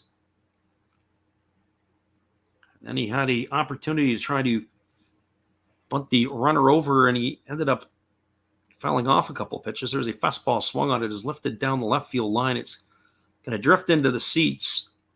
It's going to run the count to 1-2. So the Buffaloes so far in this one have stranded 5 runners on board in the first 2 innings. They've got the bases loaded here in the third, and the starter Shota Takeda is doing his best Houdini impersonation by trying to escape another jam. This is the third jam he's got himself into in as many innings.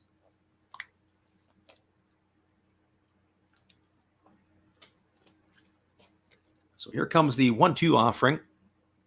There's a breaking ball that misses outside. The count's now 2-2 to Nishino. Always remember a pitcher for the Detroit Tigers a number of years ago, back in the mid to late 90s. His name was Brian Moeller. And Brian Moeller had a few good years for the Tigers. He was a workhorse for them. But this is like watching Brian Moeller pitch. He'd go to full counts on guys and load bases, and there's a fastball swung on. This ball is line foul down the right field line. That's going to keep the count at 2-2 strikes. He would lead off the inning. He'd walk a guy, hit a guy, load the bases, whatever it would be, and then he would get the side out. And that's what we're witnessing here tonight with the right-hander Takeda. He's not making it easy on himself. A friend, an undrafted player, wrote to the team, one of the things I mentioned is undrafted player, if you should have videoed what you had and maybe put it onto your channel. There's a fastball swung on and fouled away, although I have to admit I haven't bounced over to your channel this week to take a look to see if maybe you did that. A friend in the living room was asking how he could do that, and that'd be kind of a good way, maybe give people some guidance on who you wrote to and maybe where they're at, and hopefully they possibly give you something, as he wrote to all 12 NPB teams. So here's the 2-2 pitch. As the right-hander delivers, it's a fastball swung on. It is lifted foul. It's going to reach the seats behind the third base dugout, and the count remains at 2-2. So 2-2 strikes to Nishino. Sure, there'd be a lot of people that would be, or I would say a lot of people, but enough people that are interested in that sort of stuff. Told the story the other day. When I was a kid, I wrote to the Milwaukee Brewers. Robin Yount and Paul Molitor even sent him a picture to possibly get autographed, but I never got anything in return, and then never did anything after that. Asking them, wrote a handwritten letter to see if I could get an autograph. And there's a fastball swung on. This ball is lifted into deep left center field. Moving over underneath it is the center fielder Shuto. He makes the catch. Tagging at third and heading home is the runner Toshida, and he is going to score. And that is going to make the score 2-1. It's a sacrifice fly to the center fielder. It's going to be an RBI for Nishino. He gets one of the runs back that he helped give away. But Sugimoto stays at second. Mune stays at first. That's going to bring up the first baseman, Seiichiro Oshida. Well, for Oshida, he is been on base one time tonight. He walked his first time up. He's 2 for 6 on the season. Got the nod at first base tonight. Our friend Mick was asking about the pregame stuff, and I said, if going into this one here, I would have been my needle would have been pointing toward the Hawks. And probably the way that this starter is pitched, it will continue to point toward the Hawks because there's a fastball swung on. It's grounded to short. And Emil fields it. He flips it over to second. And that is going to retire Oshida on a fielder's, or is going to retire Mune on the fielder's choice 6-4 as Oshida has bounced into it. So that is going to do it here in the third inning. But the Buffaloes get one back. They got 1 run in the inning on the benefit of 1 hit. There were no errors, and there were 2 runners left aboard. That's 7 runners left in the first 3 innings. Their score is the Fukuoka SoftBank Hawks 2, the Orix Buffaloes 1. Stick around, everybody. We'll be right back here in just a couple moments, so we appreciate you guys for being here. Here is our friend Steve Rademacher. Hello, kids. Steve coming at you. It's Steve Rademacher. And if you like interesting stuff, if you like to laugh a little bit, and if you enjoy collecting, this channel's for you. If you like non-sport cards, we have them. You like pseudo-sport cards, we open them. Even if you like entire boxes of completely pointless stuff or other sports, we have everything here. I drop a different video every day, and there's always a theme to it, from No Filter Friday to Saturday morning cartoons, even Sunday shoutouts. Once in a while, we'll get a little froggy and show Money Money Monday, where I showcase a bunch of my currency. We have Legos, we have Star Wars, we have a good time. We even have my brother on Takeover Tuesday. Be there or be square. Back to Freddy. Appreciate you there, Steve, and your support of the channel. And in turn, we support Steve Rademacher. We're moving to the bottom of the third inning. It is going to be Taisi Makihara, Yuki Yanagita, and Alfredo Despania to come to bat here for the Hawks. Our friend undrafted player in the chat has said that he writes his letters in English and adds a Japanese translation in his letters. Hopefully they're able to do it.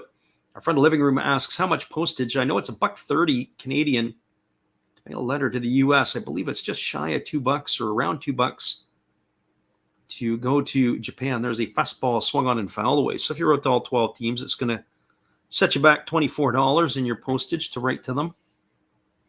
And you hope that you can get something back from them. I'm sure if they're sending you stuff, it's probably anywhere from $5 to $10 worth of postage that they're sending, but I'm sure that they are happy to be able to do it. There's a breaking ball swung on. It is grounded over to first. It's knocked down by the first baseman, Oshida. He flips it to the pitcher in covering. And that is going to retire Makihara on a ground out 3-1 for the first out of the inning. So 1 up and 1 away, and that's going to bring up the right fielder, Yuki Yanagita. So for Yanagita, he's 1 for 1 tonight. And he had that quality throw in the last inning to hold the runner at third base. The fly ball by the shortstop Katara Kirbiashi, and he swings and misses in a breaking ball for 1 strike, and the count's 0-1. So no balls and 1 strike. And here's the effort from the lefty Yamazaki. It's a breaking ball that misses down and away, and the count's now 1-1. So 1 ball and 1 strike.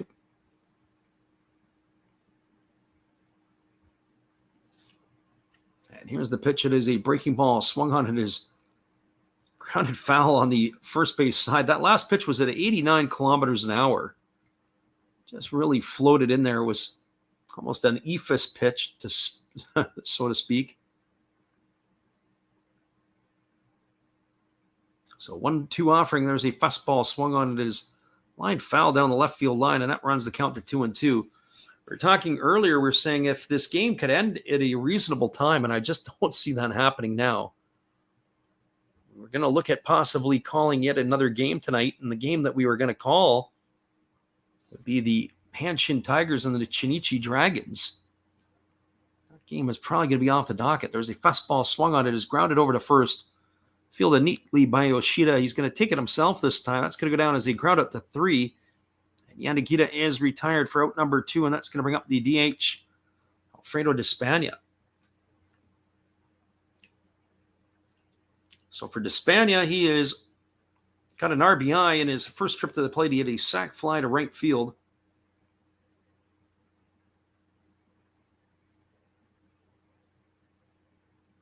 So he's waggling the bat. There's a breaking ball that is dropping in for a called strike, and the count is 0-1 to Despania.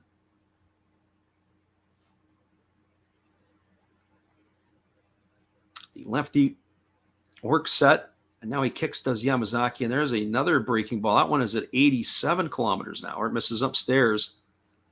The count is now 1-1. So 1 ball and 1 strike. Our friend Quaffs is in the house. Here's the pitch. It is a breaking ball that misses down, and the count is now 2-1. Our friend Living Room says, do some channel surfing. Well, I'm not going to be doing any channel surfing on this one. That's kind of a tough act to follow. It's easier to do with the MLB stuff than it is the Japanese stuff, that's for sure. There's a changeup that is swung on and missed by Despania, and the count now goes to 2-2. So 2 balls and 2 strikes. We made our predictions yesterday for the Japanese games. We were 500 last night. I'll ask the chat. I know our friend in the living room we were talking about before, is there's a fastball that misses inside. To see if people would like us to continue to do that more frequently. I'm thinking next year we're going to do it all the time.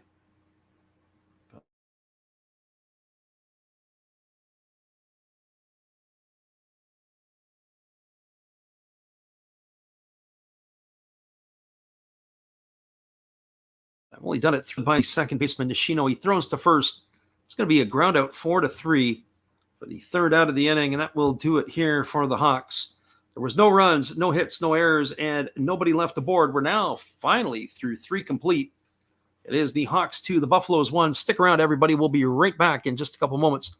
Appreciate you guys for being here. We'll come back and continue to chat with our chat after this from our friend Matt. Well, you've got to have an ace in the hole. A little secret that nobody knows. Life is a gamble, a game we all play. But you've got to save something for a rainy day. You've got to learn to play your cards right if you expect to win in life. Don't put it all on the line for just one roll. You've got to have an ace in the hole. Yeah.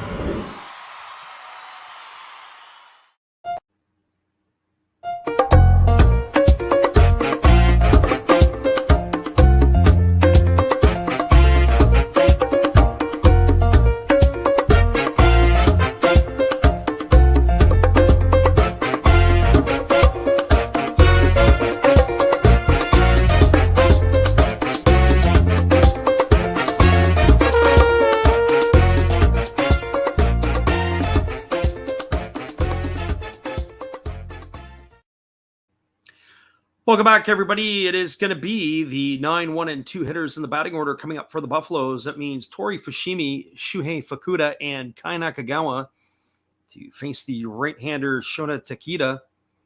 Our friend in the living room says 500 is okay. The 500 is, I don't know, not in my books. I'd rather be up around over the time as there's a first pitch breaking ball that drops in for a called strike. Count is 0-1. Fushimi tonight is 0-for-1. He struck out his first time up. He waits from the offering here from Takeda, who rocks into the motion. He kicks and delivers. It is a fastball that misses down, and the count is 1-1. Saying about the 500 over time, I'd like to be up around 2/3 towards 70% of my predictions, especially on straight up calls. So there's a fastball that misses upstairs, and the count is 2-1. If you're going against the spreads, it's tougher. But if you can work it out what you're doing, I know our friend Eric Cheng, who's been in here a few times, he's suggested about there's a fella on as well. There's a fastball swung on at his line right to Richard at third base. Fushimi is gone for out number 1. I went and checked out the channel. It was Tokyo Brandon. He had his own channel, and now he's had about 1,300 subscribers, and he hasn't done anything for over a year. He would give all his predictions on the KBO and also on the NPB. And now he's on a channel called Wager Talk, and he's on there almost on the daily. There's a fastball that misses down. And that count is now 1 ball and no strikes to Shuhei Fukuda. Fukuda has walked both of his times he's come to the plate tonight. And here's the pitch. It is a fastball swung on. This ball is put into play. It's hit to deep center field. Drifting back on it and making the catch is Shudo. And that is going to retire Fukuda for the second out of the inning. So anyways, I went over and I got a chance to take a look at some of the stuff on the Wager Talk, and I went and watched it a little bit, and I can't say that I watched, every one, but I specifically focused in on the videos for the NPB and the Asian report, and saw the interview and how they made their decisions. And so very interesting, at least to get into the minds of how he dissects and how he picks stuff up. There's a fastball that misses down, and the count is 1-0. And so it's, in some ways, it's kind of like counting cards at a casino where you're trying to play the odds into your favor. And here comes the pitch. It's a fastball that's taken for a called strike, and the count is 1-1. I would even take it to a few other things. Like I mentioned tonight, when our friend Mick had messaged me or sent me a message earlier saying that he was going to take Orix tonight. As there's a fastball swung on it, is driven into the seats, foul. The count is 1-2. If I make my predictions early in the day and then I get a chance to see the lineups that get rolled out, that would change my decision in a big hurry. I know the Major League Baseball, you can see that about 3 to 4 hours before the game, MLB will post the lineups up on the MLB website. You can see who's in the lineup, who's getting the day off, who's playing, if it's if they're giving somebody the day off or not. As the fastball is swung on and fouled away, and the count's now remains at 1-2 to Nakagawa. So to me, that's a spot where you can make your decision. When I looked at the lineup tonight for the Buffaloes, as they trail in this one 2-1, I really didn't like their order tonight, or at least the bottom third of it.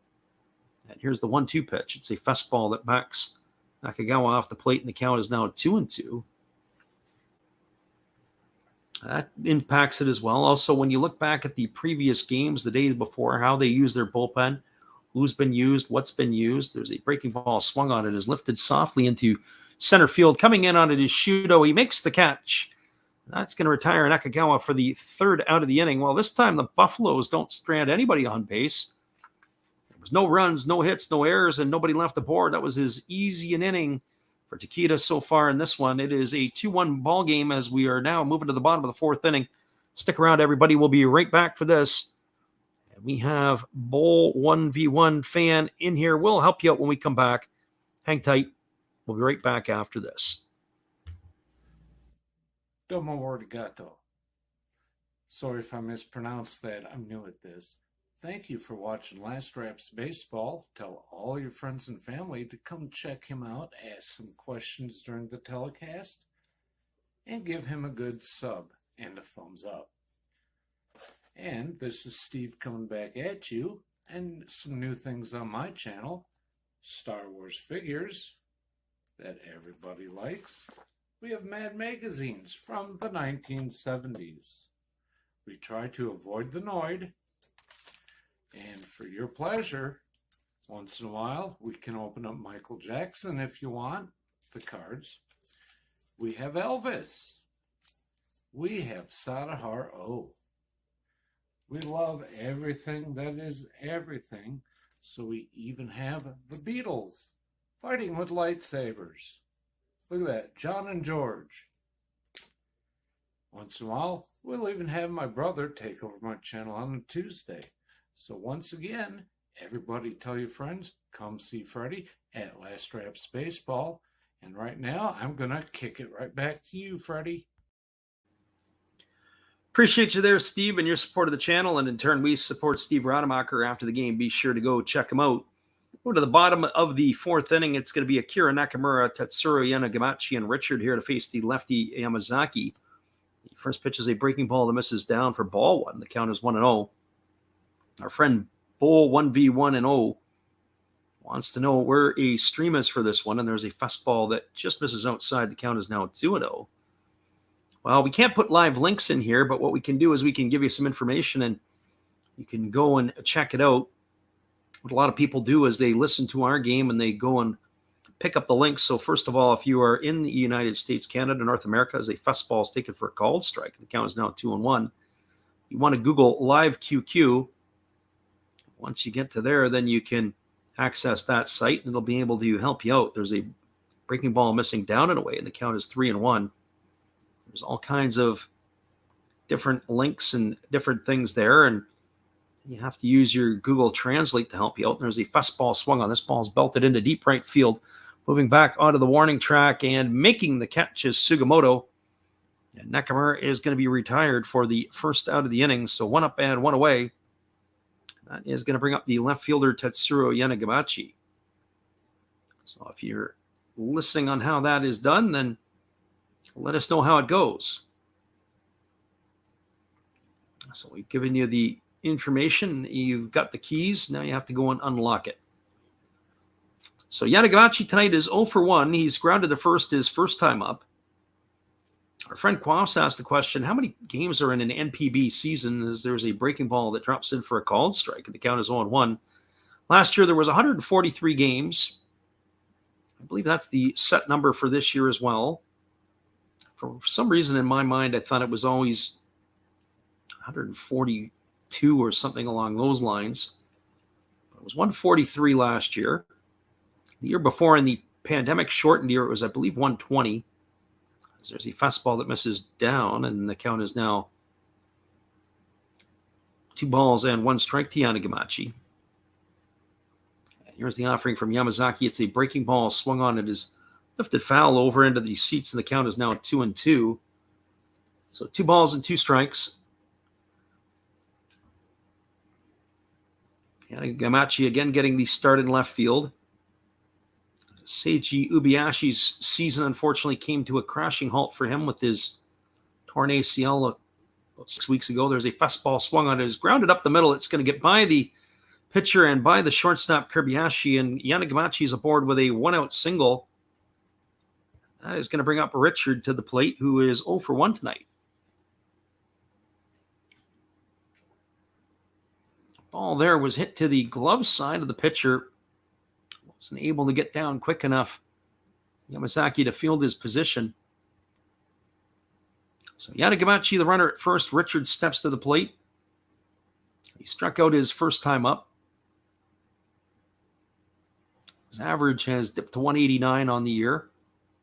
He is 10 for 53, with 3 of those 10 hits being a home run. And here's the first pitch. It's a fastball swung on and fouled away, and the count is 0-1.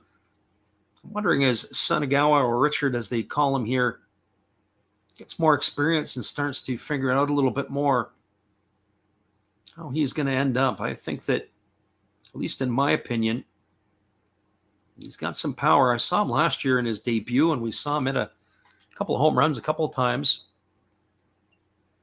He's got some juice. There's a fastball that just misses low, and the count is now 1-1.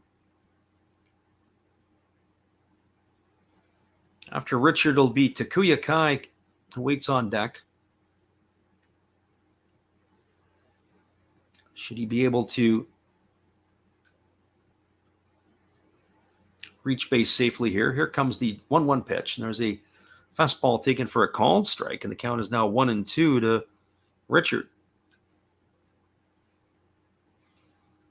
Talking a little bit earlier about the length of the season, of course, 120 games in the 2020 shortened year. Here comes the 1-2 offering as Yamazaki delivers. It's a breaking ball that misses down and away, and the count's now 2-2. So just a little bit shorter than a major league season. Last year, 19 games shorter than the big leagues. Big leagues in North America, it's 162 games. As we've talked about it before, the Japanese league structure, they play Tuesday through Sunday. Monday is usually generally an off day unless you start having to make up games. There's a fastball swung on it, is grounded over to third, and it gets through the third baseman Mune, and sliding over to have to get it is the shortstop Kobayashi. Racing around to third is Yanagamachi, and Richard is aboard. That's going to be an E5 charge to the usually sure-handed Mune. So that's a routine ground ball hit right down the line. And as it hit the dirt, that's where it ended up staying down, and it got underneath the glove and through the legs of Mune. And that almost hit the umpire as he has to do a little Texas two-step to get out of the way. And so that is the E5. That's going to put runners at second and third with one out. That's going to bring up Takuya Kai. So for Kai tonight, he's 0 for 1. He struck out his first time up. So for those of you who aren't sure, when you see the balls that are the way that the turf is set up in Fukuoka, it's cutouts around the bases. So think of Toronto for many years, or on the turf field where it's just a cutout. All the rest is turf all the way around. As soon as the ball hits the dirt, it has a tendency to stay down. There's a fastball that misses down in it, and the count is 1-0 to Takuya Kai. And so in Mune's case, as this is not his home park, although they have a similar type of turf field at the Kyocera Dome, as soon as that ball hit the dirt, it stayed down and changed a little bit of direction. And Mune had some daylight between the glove and the ground and ended up getting through the wickets, and down it went into the corners. So 1 ball and no strikes here to Takuya Kai. This could be a situation where Kai could drop a bunt down. Almost in a safety squeeze, but nope, he's ready to swing the bat. That's a pitch that's outside. The count is now 2-0. So 2 balls and no strikes. So I was saying in the last half inning, we were talking a little bit about Tokyo Brandon and wager talk, and also the picks that he makes and the different ones and stuff. And as I said, I want to be, if I'm making picks, I want to be up 2/3 to 70% on straight up stuff. If you're going up against spreads, or you're going up against where there's added dimensions to different things, well, that changes the dynamic a little bit. And here's the 2-0 pitch. It is a breaking ball, swung on it, missed. The count is now 2-1 to Kai. That's just something that if you're making your picks and you're putting it out there like that, I think that's the neighborhood that you have to be in. And so I'm going to look to do a lot of that in the 2023 campaign. We're going to do some more between now and the end of the year. As I said, that also when you publish it and you post it, you say, this is what we picked and this is where we're at. It's sort of a stamp of approval or a stamp of disapproval for you. I know that I see people that will always talk and say what they've won. And here's a ball that's chopped on slowly over to the third base side. It is fielded by the shortstop Kobayashi. He throws to the plate, and that is going to retire Yanagamachi as he tries to go in head first. Nice play by the shortstop. Watch that one again as the infield was in. Kobayashi fields it. He throws it on the money. They nail the runner. It was a contact play. Yanagamachi is going to be erased. Fielder's choice, 6-2 for the second out of the inning. Sunagawa advances over to third, and Kai has reached on the fielder's choice. It brings the top of the order, Yukio Shudo, to the plate. Well, for Shudo, he's 2 for 2 tonight. He's also stolen a base. He's got a single and a triple. He's halfway to the cycle. He's raised his season average up to 308. You check on him to see where he's at with his number of his at-bats. So Shudo, the center fielder, waiting from the offering here from the left-hander Yamazaki. And now Yamazaki steps off the back of the rubber. He reaches for the rosin bag, and he's going to reset himself and do this again.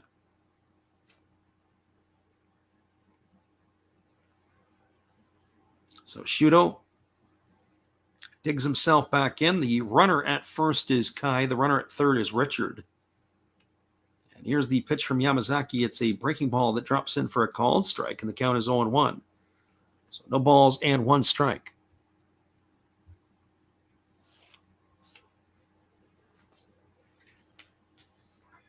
So I'm also curious to see what other groups or prognosticators might feel that they think is a pretty good pick rate or a pretty good percentage. As there's a fastball that comes inside, and did it hit Shuto because he's down? He's grabbed his wrist. Or did it hit the bat? I'm not sure which is which, but the trainer has come out. It's got him on the right forearm. We're going to watch the replay of this one. That one came inside, and that pitch there, it came in, and it got the left forearm, right where he's got the padding on it, and down he goes. It's a very dangerous position to get hit in. We've seen a lot of guys get their bones broken in that spot. They're going to take him down the tunnel as they do to examine him here in Japan. We'll get the word here in a moment. But that is a hit batter. Shuto is aboard. That's going to load the bases full of Hawks here. And that is going to bring up the shortstop Kenta Emamiya, but we'll wait for the return here of Shuto if he can continue or not. That's something that's new to me. Certainly if a player gets hurt in North America, they don't take him down the tunnel, do a full examination. He's looked at right there on the field, and then they process it, and then they go from there. So bases full of Hawks, 2 gone, and Kenta Emamiya stepping to the plate. We'll have to wait here just a couple moments before he does, as checking on the player here. They're making a couple of notes. Manager will probably have to go down and take a look here in a moment once they get the word.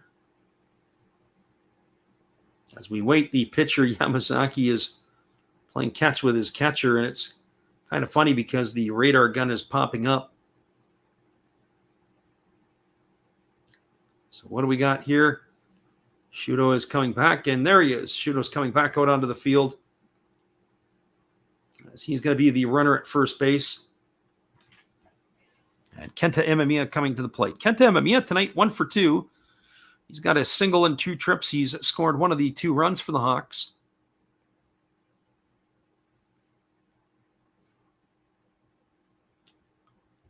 So 2 gone here with the bases loaded, and Emamiya is striding to the plate. It is a 2-1 lead for Fukuoka, and they're looking to add to their lead. They've got 2 out here in the bottom of the 4th inning. We're an hour and 3/4 deep, and we're not even through 4 innings yet. Welcome to Fukuoka, everybody. That's where all the extra sushi and beer sales will continue to rise. There's a fastball that's taken for a called strike, and the count is 0-1 to Emamiya. I saw something interesting today. I was looking at flights to Japan. Flight out of Vancouver to Tokyo was just over $1,000 US.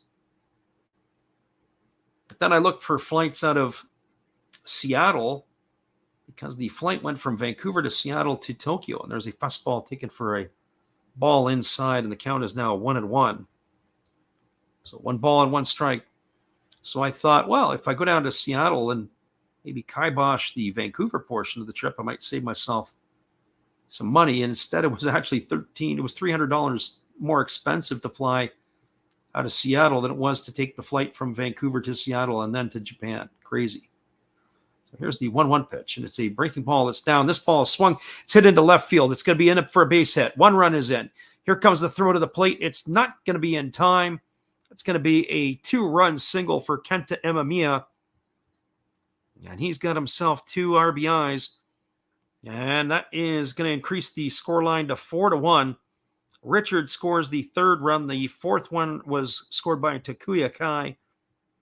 And that is going to be a 4-1 lead here for the Hawks now in the 4th inning. A throw that came in, it was well offline. So 4-1 now here for the Hawks, and that's going to bring up Taisi Makihara to the plate. Our friend in the living room was asking, why is that the price of the flight would have been cheaper to go with the extra leg down to Seattle? I have no idea. It's crazy. So runners at first and second with 2 gone, and here's the first offering to Makihara. It's a breaking ball that misses inside, and the count is 1-0. So 1 ball and no strikes.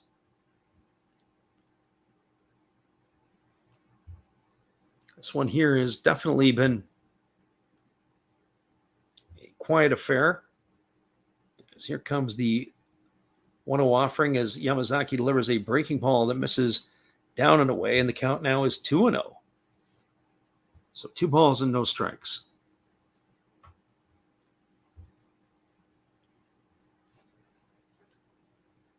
There is action starting in the Orix bullpen as they've got a right-hander now up and throwing. So here comes the 2-0 offering as lefty delivers a breaking ball that drops in for a called strike, and the count is now 2-1. So 2 balls and 1 strike. Team Makihara.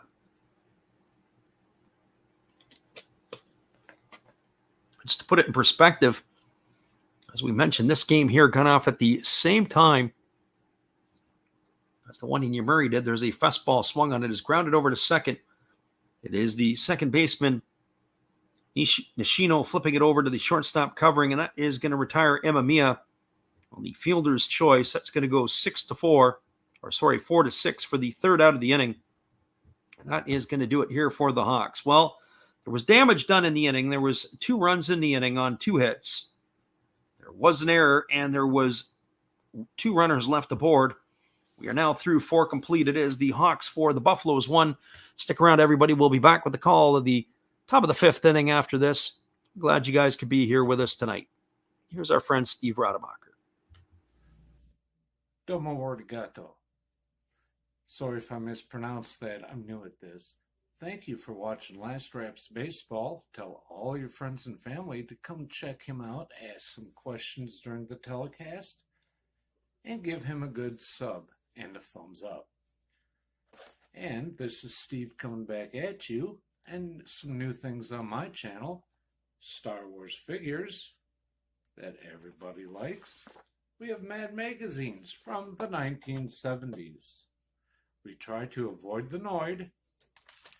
And for your pleasure, once in a while, we can open up Michael Jackson if you want, the cards. We have Elvis. We have Sadahar O. We love everything that is everything, so we even have the Beatles fighting with lightsabers. Look at that, John and George. Once in a while, we'll even have my brother take over my channel on a Tuesday. So once again, everybody tell your friends, come see Freddie at Last Raps Baseball. And right now, I'm going to kick it right back to you, Freddie. Appreciate you there, Steve, and the support you give to our channel. And in turn, we support Steve Rademacher. Be sure to check him out after the ball game.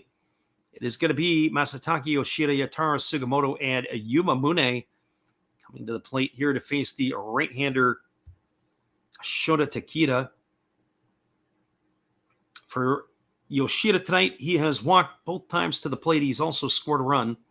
It's been the only run here for the Buffaloes thus far. The first pitch is a fastball that misses inside for ball 1, and the count is 1-0. 90 pitches through 4 innings for the right-hander Takeda, and he was able to retire the side in order in the 4th inning for the first time. There's a fastball swung on. It is grounded past the second baseman into center field. And Yoshida's got himself a base hit here in the 5th inning. A leadoff single, and that's going to bring up the right fielder Yatara Sugimoto. So for Sugimoto, he's 1 for 2 tonight. He's got a single and 2 trips. Friend of the living room says, if you live in Seattle, it'd be benefit you to go from Vancouver. Yeah, they go from drive up to Vancouver and then to fly back down to Seattle. Pretty crazy. to save yourself about $300 plus US dollars. So Sugimoto 1 for 2. He waggles the bat, waiting on the offering here from the right-hander Takeda, who delivers a fastball that misses upstairs for ball 1, and the count is 1-0. We're seeing in the out-of-town scoreboard, it is in the top of the 6th inning. The Giants have a 4-0 lead over the Carp. They're a full inning ahead of us. They started at the same time. Here comes the 1-0 pitch to Sugimoto. It's the breaking ball that misses down for 2-0. Well, I'm just amazed that the right-hander Takeda is still in the ball game. He stranded 7 runners on base in the first 3 innings. He was an absolute escape artist. Here comes the 2-0 offering to Sugimoto. As he kicks and fires, it is a breaking ball that drops in for a called strike, and the count is now 2-1. So 2 balls and 1 strike. There is Eric Cheng. We were talking about you earlier, Eric, as we were talking a little bit about Tokyo Brandon and Wager Talk on the channel. I went and watched a little bit over the last couple of days. There's a breaking ball that drops in for a called strike, and the count's now 2-2. I didn't take a look at everything on the Wager Talk channel, but what I did do is I looked at the Asian games. There was Tokyo Brandon and another fella who offers up his opinions on the KBO. But what I did find interesting, and I started to say it earlier, was about what he looks for on some of his things, where he looks for the runs in the over-under, and there's a breaking ball swung on and missed, and Sugimoto has gone on strikes for the first out. I don't usually look at the over-unders. I don't do it. I know there's a lot of people that jump in our streams that do that stuff. But certainly he was talking about, scores where it's 6.5 or 7.5 in the over-under, and he talks about the teams that have the trashy bullpens. So that brings Yuma Mune to the plate. For Mune tonight, he's 0 for 1. He bounced into a fielder's choice his first time up, and then he was hit by a pitch his last time. So he's waiting here on the first offering from Takeda, who kicks and delivers. There's a fastball swung on and grounded foul. It's the 0-1 to Mune.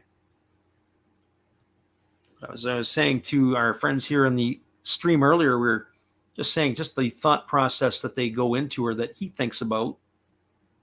It's interesting to listen to. He talks about averages, especially of runs over the last few games, takes a look at the pitchers who are throwing and makes his decisions in those regards. There's a fastball that misses upstairs, and the count is 1-1. So 1 ball and 1 strike to Mune. As I was saying before, I also take a peek at the relievers and how the bullpen is used from night to night, who might be available. There's a breaking ball that swung on. This ball is lifted into center field. Racing back on it is the center fielder, Shudo. He makes the catch in front of the warning track, and that's going to send Yoshida all the way back to first base as Mune has flown out for out number 2.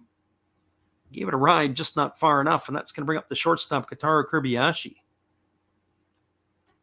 Well, for Kobayashi tonight, he is 1 for 2. He's doubled in his 2 trips to the plate. That was pitch number 100 there for Takeda. And if you would have asked me, as I said, back in the second inning when he was digging himself into a whole lot of host of trouble, I would have never thought he would have made it this far. So here comes the first offering. It's a breaking ball that catches the outside corner, and the count's 0-1 to Kobayashi.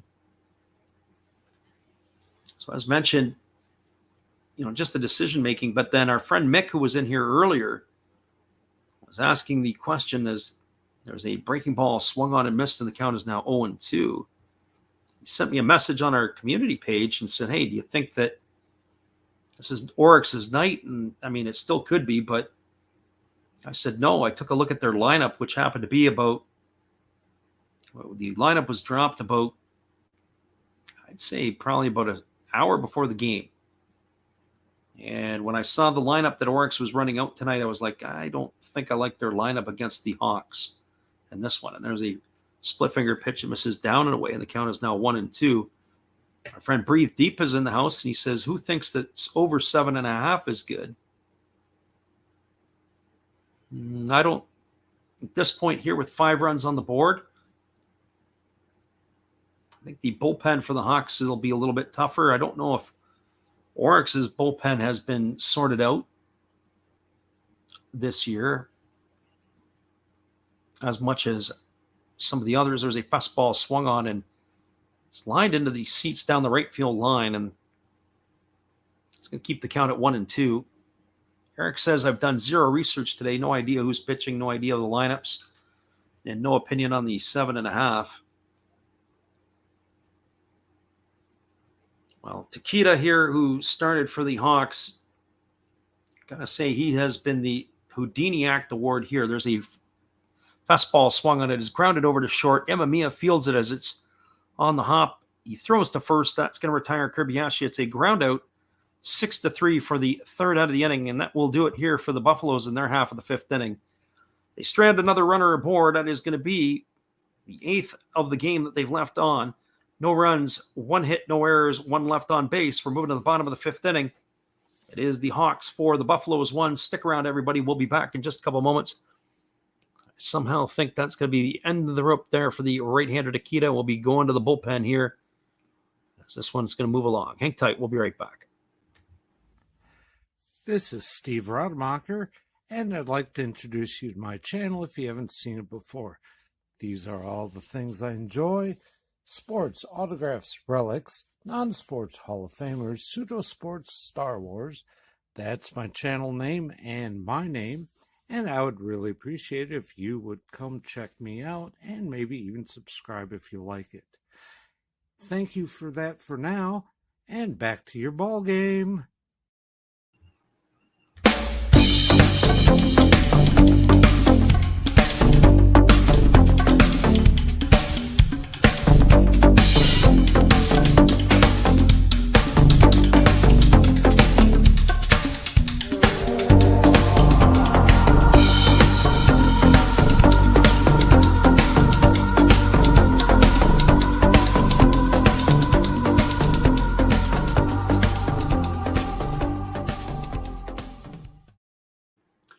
Welcome back, everybody. It is going to be the heart of the batting order coming up for the Hawks. It'll be Yanagita, Despaigne, and Nakamura to face the left-hander Sachiya Yamazaki.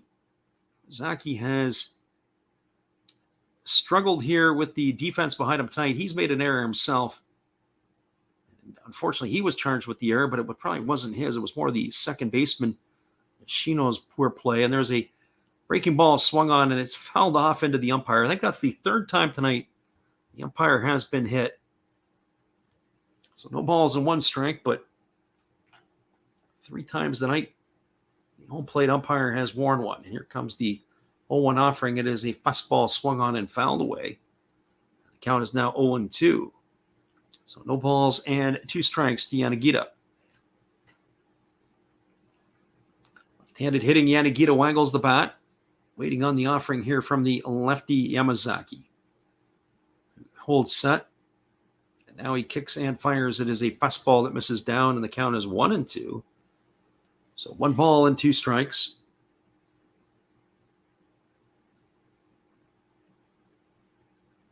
Yanagita waggles the bat.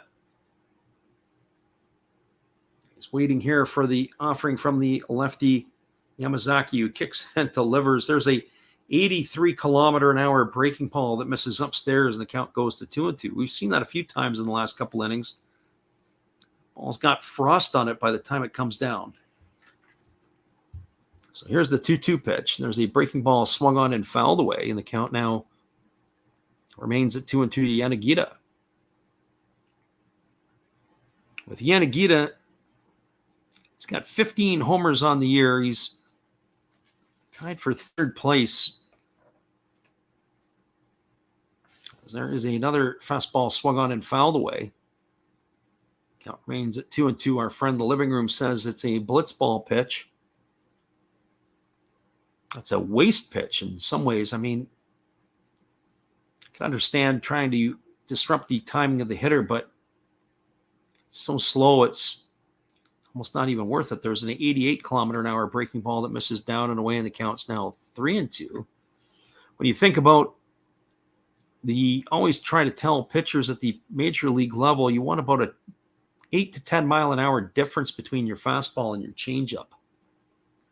Be able to take about 10 miles off will get the hitter out in front. There's a fastball swung on it. It's grounded to the right side, but it's going to get past the diving first baseman, Yoshida, and that is going to be a base hit here for Yanagita to lead off the bottom of the 5th inning. It's his second hit of the ball game, and that's going to bring up the designated hitter, Alfredo Despania. First baseman Yoshida dove to his right. As he dove, the ball got underneath his glove. That is going to put Yanagita at first base with nobody out. Despania coming to the plate.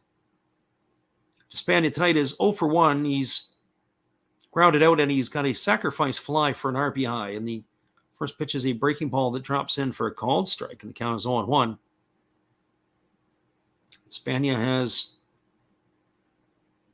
seen his average drop to 255 on the year.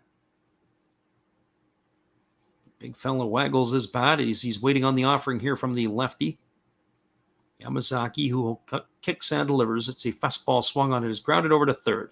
Mune throws to second for 1. Back to first. It is a double play, and that is going to retire Despania on the back end. 5-4-3 into the books. Yanagita gone for the first out. Despania for the second. That's going to bring up Akira Nakamura.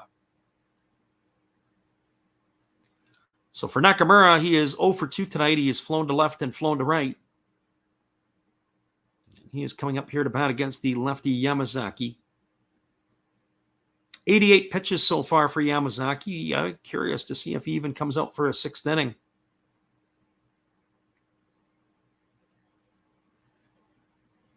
Nakamura with his 0 for 2 night tonight.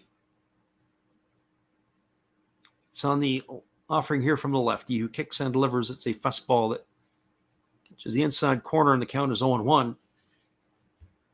One thing I like about the Japanese league is they don't get heavily into the matchups. They don't worry about the lefty-lefty stuff. It seems in the North American League, there's a breaking ball that this is down, and the count's 1-1. If the lefty is batting, the lefty is pitching, it doesn't really bother them. So here's the 1-1 pitch, and there's a breaking ball swung on it. Is lifted into left center field. Racing over underneath it is the left fielder, and it is Nakagawa. He makes the catch. That is going to do it here in the 5th inning for out number 3. Well, there was no runs, but there was a hit. There was no errors, and nobody left the board. We're now through 5 complete. It is a 4-1 ball game for the Hawks. We are going to be going to our Japanese halftime, I like to call it. So after the 5th inning, we do take a little bit of a delay before we get back at it. Our friend Breathe Deep says, didn't Darvish come from the NPB? You betcha he did. We'll be right back in just a couple moments, everybody, and we'll chat with the chat. Hang tight. Appreciate you all for being here tonight. And here is our friend Steve. Hello, guys. Steve Rademacher coming at you. I'm having my 500 subscriber giveaway if we get there by the end of this year. That's my name and my channel, Steve Rademacher.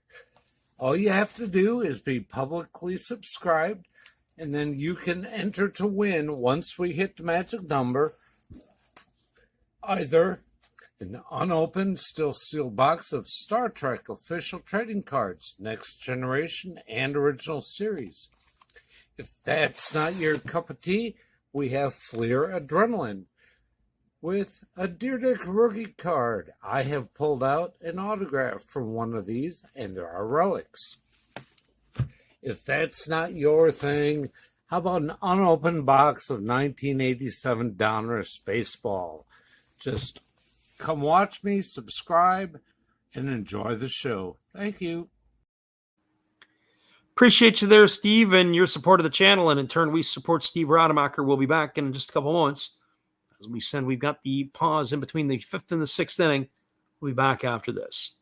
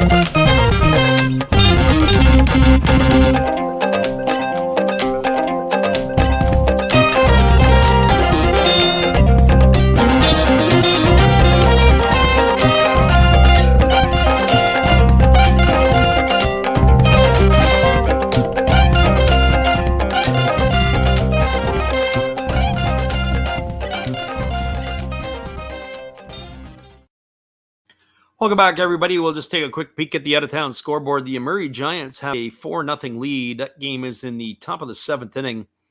The Hiroshima Toyo Carp. It was a solo shot in the 4th inning by Gregory Polanco and another one by Oshiro that helped put the Giants up to that 4-0 lead. It is Shinigobu who has also driven in a run, and Nakata, the starter for the Giants. They only went 6 innings, allowing only 3 hits, a walk, and 6 Ks. Endo did not make it through the 4th inning, or he completed the 4th inning. He did not get into the 5th as Cornell has come in his replacement. That is where we stand. So we are about ready to resume the action here, as there is no change as the pitcher Takeda is coming back out to start the 6th inning. Amazing. I would have written him off for dead. But here we are ready to go back to work. He comes in, he kicks and delivers. It's a breaking ball that misses down and in. The count is 1 ball and no strikes to Nishino. So it'll be Nishino, Oshida, and Fushimi here in the 6th inning. As Takeda ready to go back to work, he rocks into the motion. And here's the 1-0, and squaring the bunt is Nishino, and he just bunts it foul down the third base line. That's going to run the count even to 1-1. Nishino tonight 0 for 1, but he had a sacrifice fly to the center fielder Shudo his last time up to drive in the only run for the Buffaloes. So 1 ball and 1 strike to Nishino. Our friend Undrafted Player says, who are your favorite Japanese players who have played in the MLB? He says he enjoyed watching Hideki Matsui. Of course, easy one is Ichiro. Ichiro playing out in this neck of the woods with the Seattle Mariners, getting a chance to see him in the latter part of his career. Very exciting player. There's a breaking ball that misses upstairs, and the count is now 2-1. Probably a pitcher that I think is underrated would have been a pitcher for the Mariners, Iwakuma. He posted some good numbers when he came over from Japan. There's a fastball swung on. It's lifted into the temporary seating foul on the third base side. Runs the count now to 2-2. I was never really a big Nori Aoki fan, although I have to say, you have to tip your hat to Hideo Nomo. Hideo Nomo really started the Japanese wave to North America. He came over and he was this huge sensation for the Dodgers. People in Japan were up at like 4 a.m. watching games. There's a fastball that comes inside. And Nishino's been hit by the pitch. So a hit batter here as he is aboard, and that is going to bring up the first baseman, Seiichiro Oshida.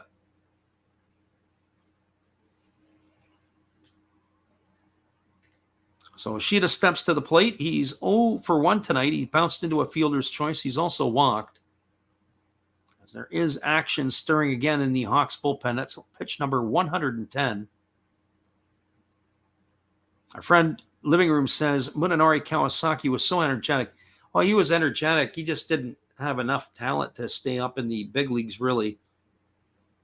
The manager currently for the Chibalote Marines, Tadaguchi, there's a breaking ball that drops in to Oshida for a called strike. The count is 0-1. Tadaguchi had some pretty good years. I believe he won a World Series with the White Sox. They beat the Houston Astros in that World Series one year. He played second base. He had some pretty good numbers as he played with a couple of teams in the big leagues. There's a breaking ball swung on. This ball is lifted into shallow center field. Coming in on it is Shudo. Moving back on it is the second baseman Makihara, and he makes the catch, does Makihara. It's going to retire Oshida for the first out of the inning. So 1 gone. That's going to bring up Tori Fushimi. For Fushimi tonight, he is 0 for 2. He has struck out and he's lined out to the third baseman. So 0 for 2 tonight. As we mentioned before, or as I mentioned before, I think that probably in terms of Japanese players, Nomo was pretty important at the time. There's a fastball that swung on and tap foul, and this count at 0-1. I think when Yu Darvish came on the scene to the big leagues with the Texas Rangers, he was really fun to watch. A lot of hype around him. I remember when Steven Strasburg got to the big leagues and there was all kinds of hype. Well, so was there around Darvish. Everybody was excited to see that right-hander pitch.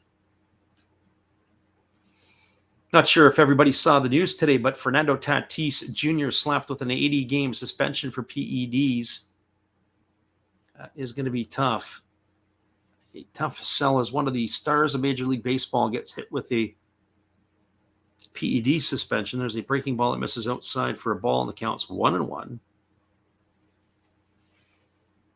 So 1 ball and 1 strike to Fushimi. I kind of read some of the stuff, and to be honest with you, when a guy turns around and says, I didn't know what I was taking, then why did you take it?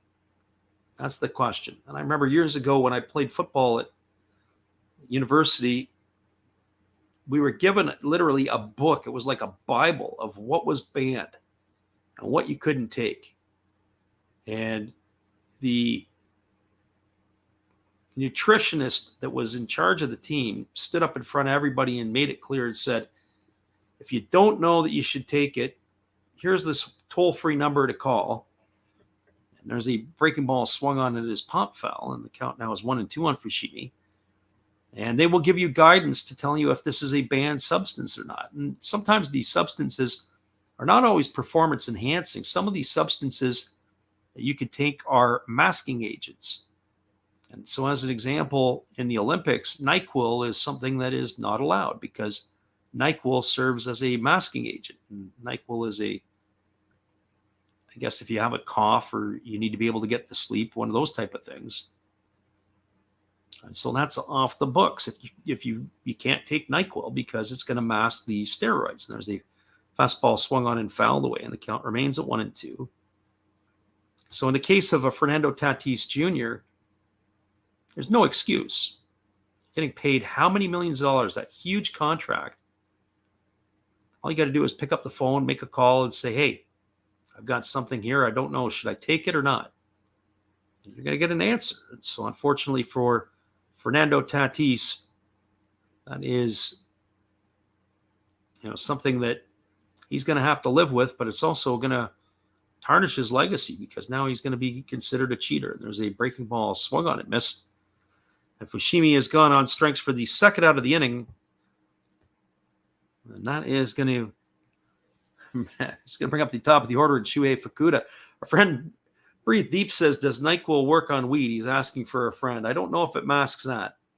Well, listen, everybody, we got a pitching change here. We're going to take just a break here as that is going to be the end of the rope literally here for Takeda. His day is done. Surprisingly, got into the 6th inning with 2 outs. And they are going to be going to the bullpen, and it'll be the top of the order, Shuhei Fukuda coming to bat. Hang tight, everybody. We'll be right back after this from our friend, Steve Rademacher. Hey, guys. While the manager's searching for a relief pitcher, let me help you with some relief channels. On top of mine and Freddy's, you can always check out Redbeard Breaks, Zero Fox Sports. Another Hollis build, check them out again. Maybe Beast and Beauty Breaks, or even Dab's Family. Oh, looks like they have their pitcher, so after the game, check out some other videos by Freddy. They're fun, they're cool. Enjoy the game, peace out, and cheers!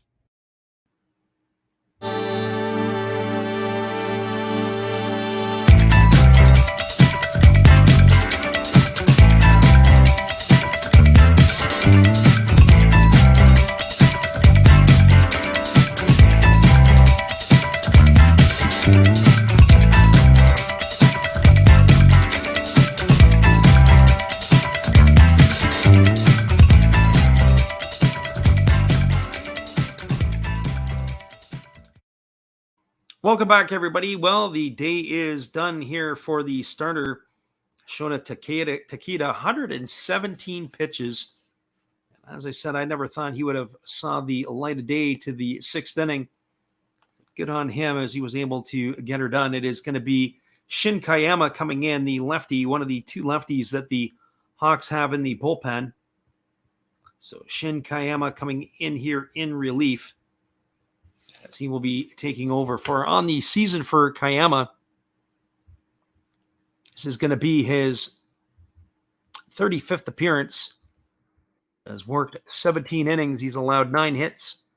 He has walked 8, struck out 13, and he's got an ERA of 1.06 as he is taking over here in the 6th inning for the starters. So Kayama is in, Takeda is out, and now we're working back here.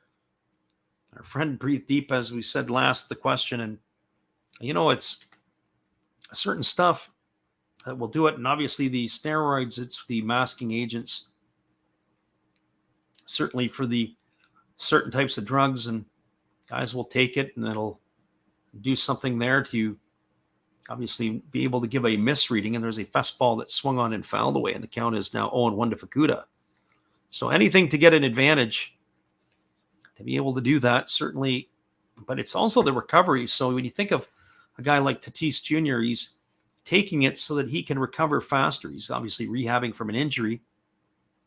I didn't see all the specifics that particular steroid allows him to have. There's a breaking ball missing inside to Fukuoka. Count is 1-1.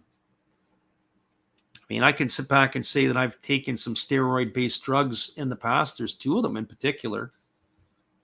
I had a steroid-based drug droplets for my eye because I took a shot to the eye playing basketball in high school, and I ended up had a hemorrhage to it, and they give you a steroid drops. There's a fastball swung on. This is lifted into right field, and that is going to be cut by Yanagita, and that is going to do it, as that will retire Fukuoka for the 3rd out of the inning. And that is going to be it for the Buffaloes in their half of the 6th. Well, there was no runs, there were no hits, no errors. There was a runner stranded. We're now moving to the bottom of the 6th inning. It is a 4-1 lead for the Hawks. Stick around, everybody. We'll be right back after this. Appreciate you guys for being here tonight. Here's our friend Matt. Good evening, ladies and gentlemen. Namaste. Hey, I hope you guys have been enjoying the game. My name is Hollis. I've got a YouTube channel called Another Hollis Build. I love baseball cards. I open up brand new product for you guys. I open up old stuff. I do breaks. I do auctions. All kinds of stuff concerning baseball. I'm Friars faithful, Padres to the end. I also love Garbage Pail Kids and my animals. I have a ton of animals. It's like a mini petting zoo here around my house. I also love my city. San Diego, baby. I'll take you all around the city and show you what's up. If you guys dig stuff like that, cruise on over and check it out. It's Another Hollis Build. If you dig it, subscribe. I'd really appreciate to have more follow me along on the journey. Hey, either way, you guys have a wonderful day or a beautiful, beautiful evening. No matter which one it is, make sure that you make it great, my friends. Big up Last Raps Baseball. Yeah, Freddie, let's go. One love and peace. Yeah, man.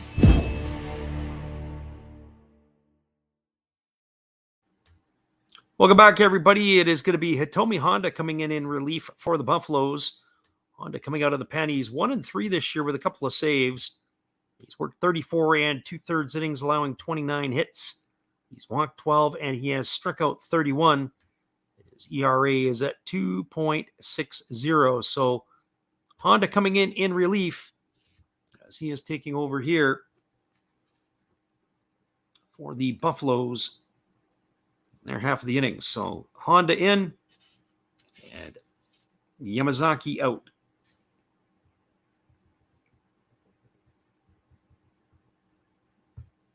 So the right-hander here is going to be facing the bottom of 3rd of the batting order. It's going to be Yanagamachi, Richard, and Kai to face Honda here. Here comes the first pitch from the right-hander who kicks and delivers. It's a fastball that is waved out and missed, and the count is 0-1 to Yanagamachi. Yanagamachi is 1 for 2 today. He singled and he is grounded out. He was thrown out at the plate on a fielder's choice in the 4th inning when he was trying to score from 3rd base. A fastball that misses down, and the count is 1-1. And the other experience in taking a steroid-based drug was have to take something called colchicine, which is for gout. It is the alternative to an anti-inflammatory. There's a fastball swung on it, is grounded over to first, fielded by the first baseman Oshida. He throws over to the pitcher covering. That is going to retire Yanagamachi on a ground out 3-1 for the first out of the inning, and that's going to bring up the 3rd baseman Richard. Front of the living room is having some fun there at the eyeball expense. Yeah, probably after a few droplets of the steroid-based drug, we were turning into a cyclops at that point. So Richard steps to the plate. He's officially 0 for 2 tonight. He reached on the error by Mune in the 4th and later came around and scored a run, and he has struck out. His average is at 185. And here comes the pitch from Honda, who kicks and delivers. It's a fastball that misses down. The count is 1-0. So 1 ball and no strikes.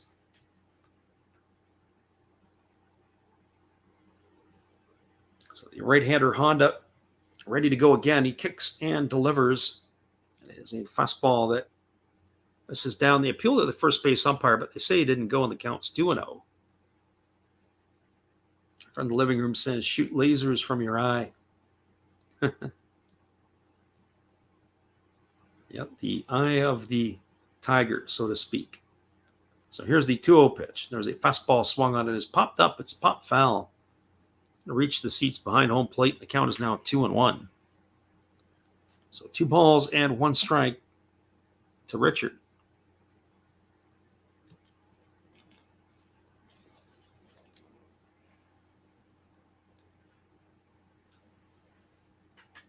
Crowd is sort of quieted down in the PayPay Dome, relatively speaking, by Japan standards. There's a changeup swung on and missed. Runs the count now to 2-2. This game here, as we send it, the tempo and the pace of the starter Takeda took us an hour to play the first 2 innings of the ball game. Couldn't get any slower than that. Here comes the 2-2 offering. There is a breaking ball swung on and missed. Richard has gone down on strikes for the second out of the inning. It's the second time tonight he's down on strikes. That is going to bring up the catcher, Takuya Kai. For Kai, he is officially 0 for 2 tonight. He has struck out and bounced into a fielder's choice. He's also scored a run.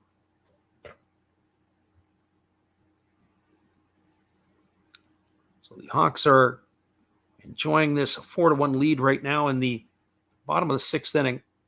The Buffaloes are running out of time in the hourglass.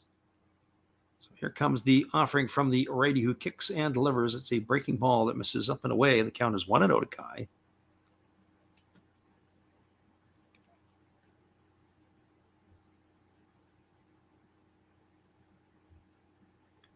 So 1 ball and no strikes. Here's the pitch. It is a fastball swung on and missed. The count is 1-1. Our friend Eric Cheng, if he's still in here listening, one of the things that we were talking about earlier is putting the posts up, making the predictions early, or as early as possible, to let people know who we think are going to win the ball games. We've got Mikey O in here. He says, how are you watching the game? There's a fastball swung on and fouled away, and the count is now 1-2. Welcome, Mikey. Thanks for stopping in. Hope you're doing good tonight. So the question I would have for Mikey is where do you call home? Are you in North America? Are you in Europe? Where are you at? And then we can kind of help you from there. So 1 ball and 2 strikes. And here comes the pitch. It is a breaking ball swung on. This ball is lifted foul. It's down the third base line. That's going to reach the seats over in that temporary seating area, and it keeps the count at 1-2. So 1 ball and 2 strikes.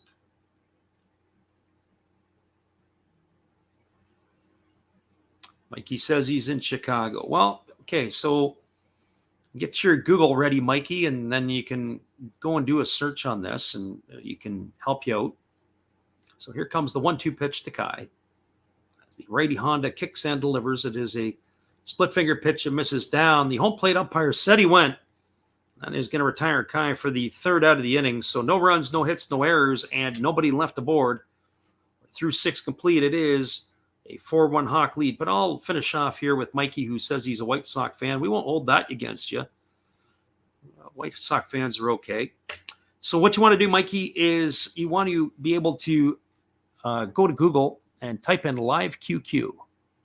When you get to there, you're going to get to a streaming site, and then you'll click on that, and there's all kinds of crazy stuff there. Usually you scroll down to the bottom, and you'll be able to do a little bit of navigating through the site, and you'll see that the games are going to be there. There's Chinese characters. There's other things that you can do across the top too if you're on the menu, but to keep it really simple, Google Translate's your friend once you get there. If you can't figure it out, some of the other guys will maybe be able to help you out from here. So with that being said, what people do is they do listen to the game here and they sync it to the feed. That way you can listen in English and watch it on your TV. And don't forget to hit the subscribe button if you get a chance. We'll be back in 30 seconds, everybody, with the call of the top of the 7th inning. We're glad you're with us. Here's our friend Dave again. Hey everybody, thanks for checking out the game and Last Raps Baseball. This is Dave's Zero Thought Sports Card. If you like pack openings, baseball, all that good stuff, check us out. Drop a comment on our channel this month to win a mystery pack of cards. All you gotta do is say Last Rap sent you to be entered. And we'll drop a video later on this month announcing the winner. Enjoy the game. Welcome back, everybody. The Fukuoka SoftBank Hawks are going back to the bullpen again, as that was a quick third of an inning of work for their reliever in the last half inning, Kayama. So they are now going to be going to the right-hander. It is going to be Kaino coming into the ball game. That is Hiroshi Kaino. So for he on the season, this is his 11th appearance. He's worked 9 2/3 innings. He's allowed 7 hits, 5 walks, 8 runs, or he's walked 5, struck out 8. He's given up 2 runs, all of which have been earned for a 1.86 ERA. So Kaino is on in relief. We are ready to get this one back underway.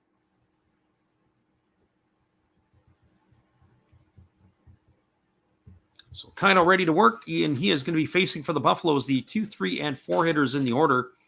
Means it's going to be Kai Nakagawa, Masataki Yoshida, and Yutaro Sugimoto.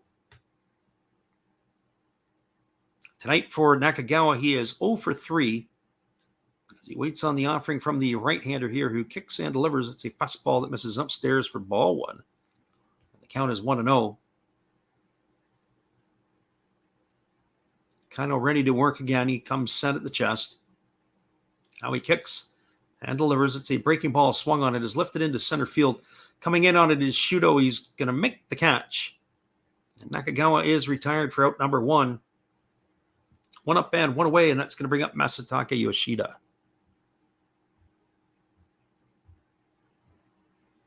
So for Yoshida, on the evening, he is officially 1 for 1. He's walked twice and he's scored a run. Had a single back in the 5th inning, but he was left stranded. So Yoshida steps to the plate. He bats from the left side against the right-handed throwing Kaino. He kicks and delivers. It's a fastball swung on and fouled away, and the count is quickly 0-1. So no balls and 1 strike. Right-hander Kaino.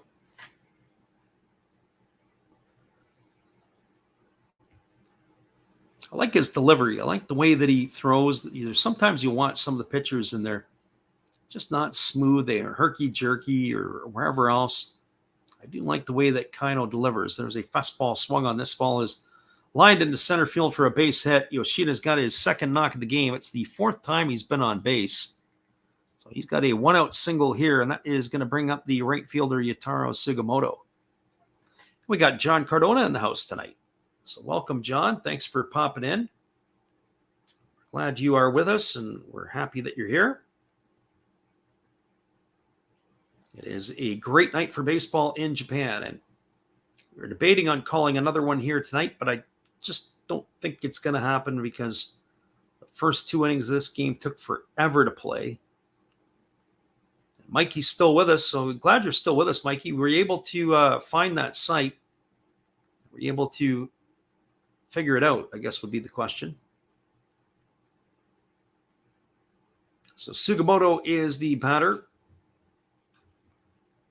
As he steps to the dish, he's 1 for 3 tonight. He's got a single in 3 trips, but he's also struck out twice. So hopefully you can make that work, Mikey, and we're glad that you're with us, and hopefully you jump on board. There's a lot of regulars that make it in, and we'll be back doing this all over again tomorrow night. Same two teams, just an hour earlier start. And here's the pitch. It is a fastball that misses down, and the count is 1-1. Our friend Mikey says he was from Chicago. When I'm in Chicago, the two places I like to eat at for my pizza, my deep dish, there's a place called Eduardo's. If you ever get to Eduardo's, make it work. But Gino's East is the other favorite of mine. There's a fastball taken for a called strike, and the count is now 1-1 to Sugimoto. Mikey wants to know if we're in Japan. Nope, we're in Canada. Further north and further west. So 1 ball and 1 strike to Sugimoto. The runner at first is Yoshida. There is 1 gone. John Cardona says, do you think we'll get 2 more runs in this game?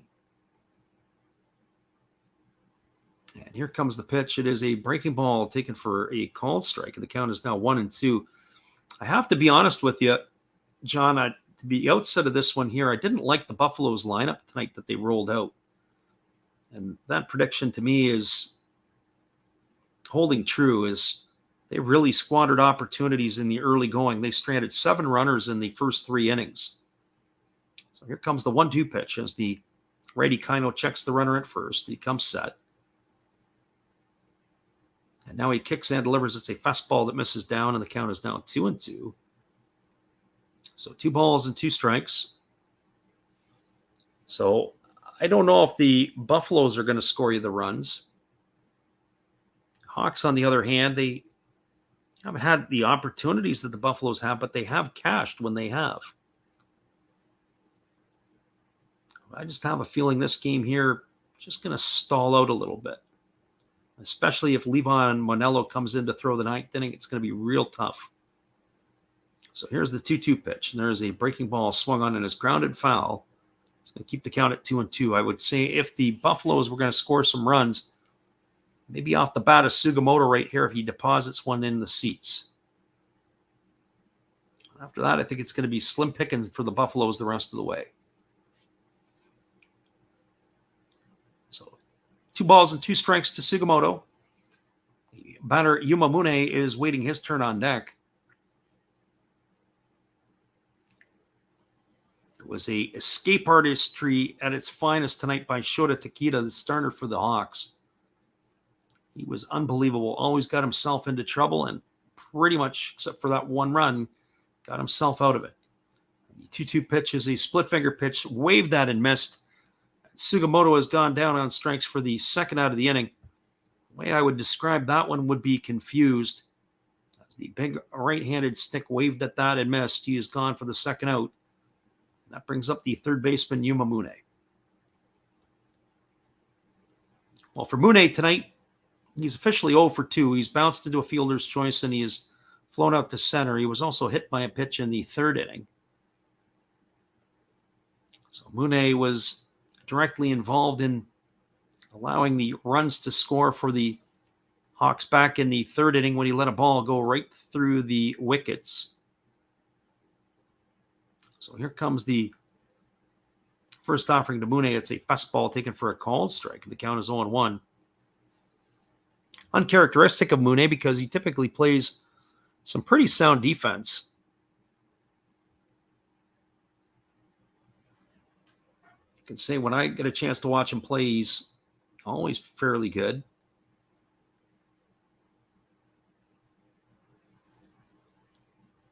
So Mune waiting here on the offering from the right-hander who delivers a split finger pitch, swung on and missed. The count is now 0-2 to Mune. So no balls and 2 strikes. Kino ready to go back at it here as he's got Mune in the hole at 0-2. He gets the rosin bag. He flips it up in the air, and now he's ready to do it again. As he leans in, he gets the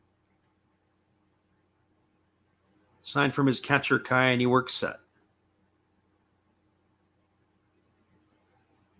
And here comes the pitch. It's a fastball swung on it, is grounded over to short. Mamiya fields it. He throws it over to second.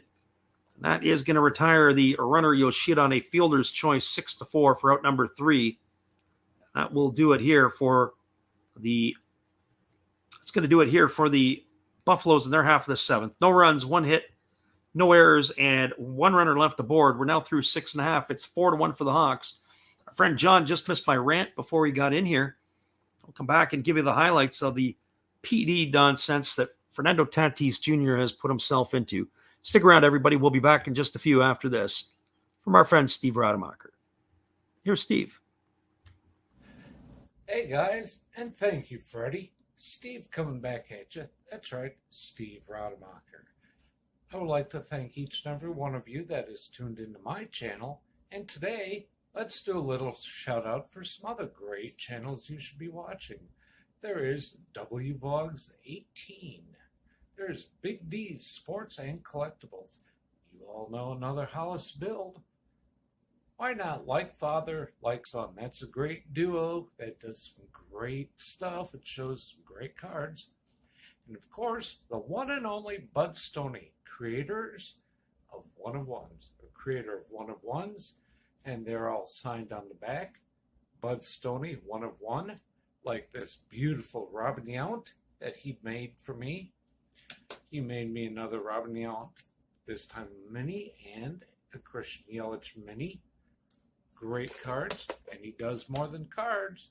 We have darts of Hulk Hogan and many other things. So give them a look-see and give me another look-see. Subscribers are always welcome, and back to Freddie.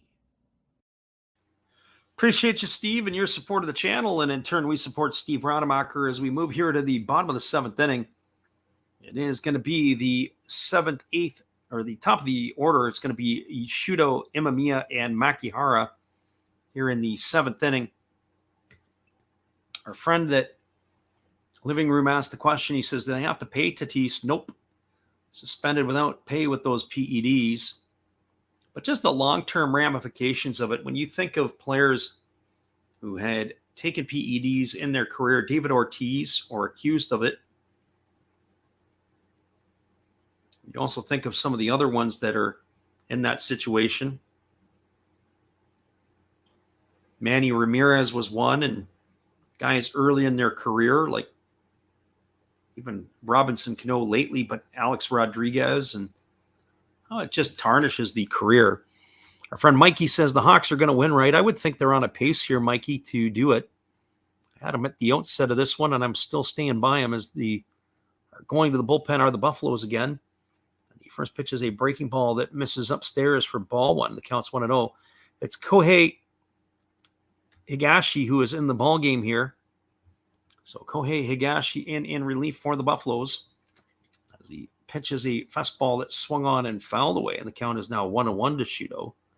Shudo tonight has got a single and a triple, and he's also been hit by a pitch. So the third pitcher used by the Buffaloes in this one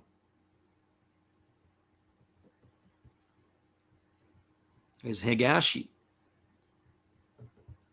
And Higashi, in particular, this is only the 3rd time he's made the appearance. So our friend John Cardona says, do you think a couple more runs could be scored? Well, maybe with this guy. 3rd NPB career appearance. He's 1-0. He has worked a total of,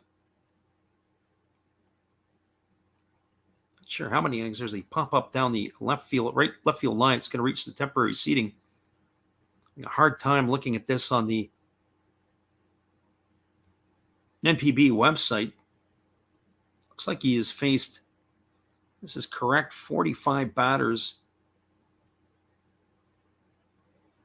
He's walked 4 and struck out 6. He's conceded 5 runs, 4 of which have been earned. I guess we can back calculate it out how many innings off of the ERA and everything else. There's a breaking ball swung on it, is grounded over to second. Fielded neatly by the second baseman, Nishino. He throws to first, and Shudo's gone on a ground out 4-3 for out number 1.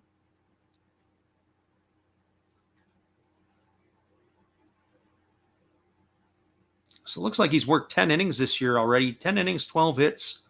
He's allowed 4 walks and struck out 6. So I have to work it backwards because he's given up 4 earned runs, and he's got the ERA of 3.6. So that means somewhere along the lines he's been given a start.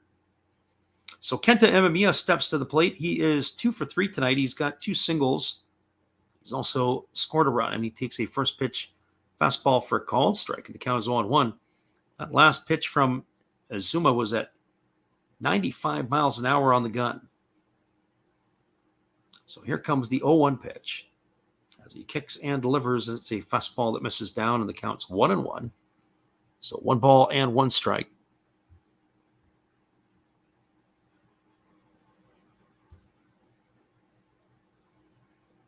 Our friend John says, sorry to talk about it twice. Yeah, no, it's not a big deal. I went on a rant about it a little bit, more so in a different way. As there's a split finger pitch that misses outside. And the count is now 2-1. I went on a rant because we were talking about, especially these guys who are making multi-millions, that they don't know what they're taking, that they need to know what they're taking, because from my own personal experiences, going back now 30 years ago, that when we were sitting in meetings, it was like, look, if you're going to take something, you take a drug. There's a fastball swung on. This ball is belted into the left field corner. It's going to be extra bases. Cruising into second is going to be Imamiya, as he's got himself a 1-out double. That's the 3rd hit of the game for Kenta Imamiya.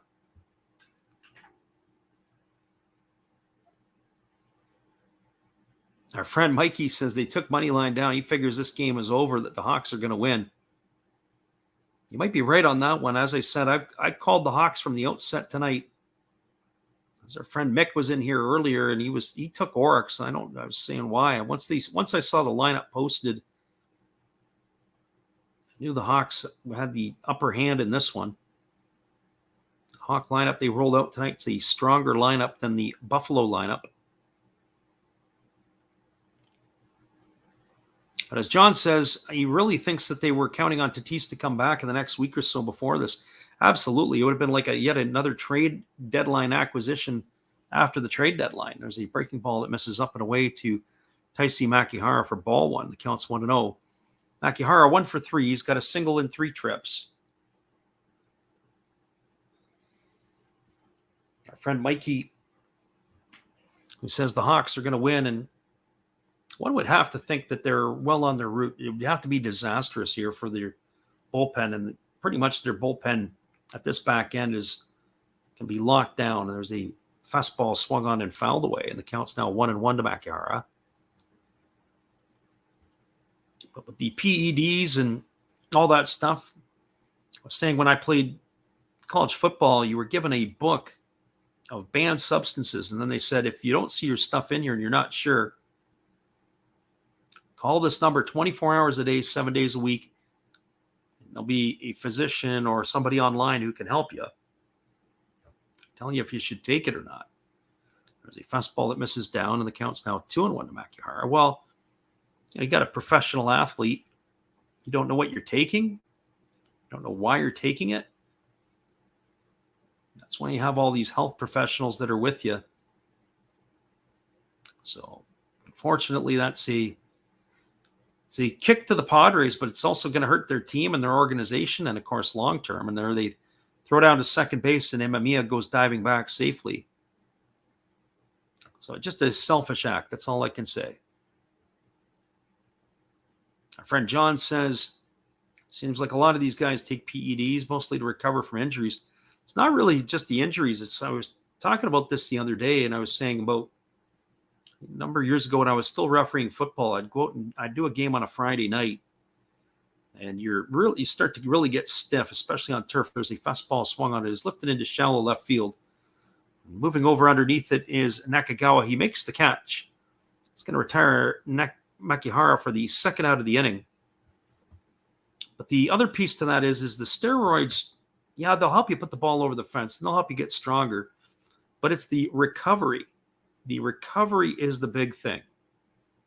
And when you go out there and you look at the recovery, what I mean by that is you do a game or you play a game on Friday night, and then you got to come back the next day, as they are going to put Yuki Yanagita aboard with an intentional walk here. No pitch is thrown to Yanagita. He gets a walk as he is going to be put at first base, That puts a forced situation on as it's going to bring Alfredo Despaigne to his plate. The big fella tonight is 0 for 2. He's grounded out. He's grounded into a double play, and he has had a sacrifice fly. It's also going to bring in a pinch runner for Yanagita.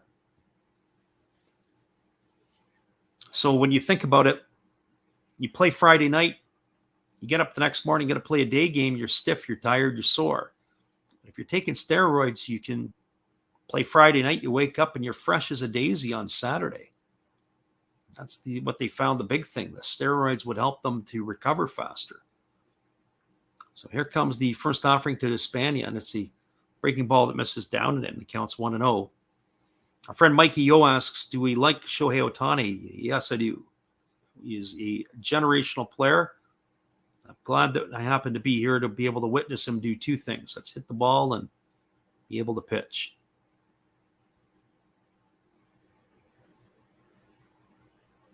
Our friend Breathe Deep says if Tatis only had the money to pay a professional administrator for his supplements and his meds, there's a breaking ball that misses down and the count's now 2-0. Yeah, I guess that $200 and whatever million contract he has wasn't enough. Unreal. John Cardona says, I'm sure their World Series odds have changed a lot in the last few hours. Yeah, I bet they have. I wouldn't have put money on them anyway. I don't know if I know they've got pitching. I don't know if they've got October pitching. That bullpen is scary. There's a breaking ball, take it for a called strike, and the count now is 2 balls and 1 strike to Despaigne. I did that game the other night between the Giants and the Padres, and they brought in Josh Hader, and he self-destructed in that 9th inning. It was crazy.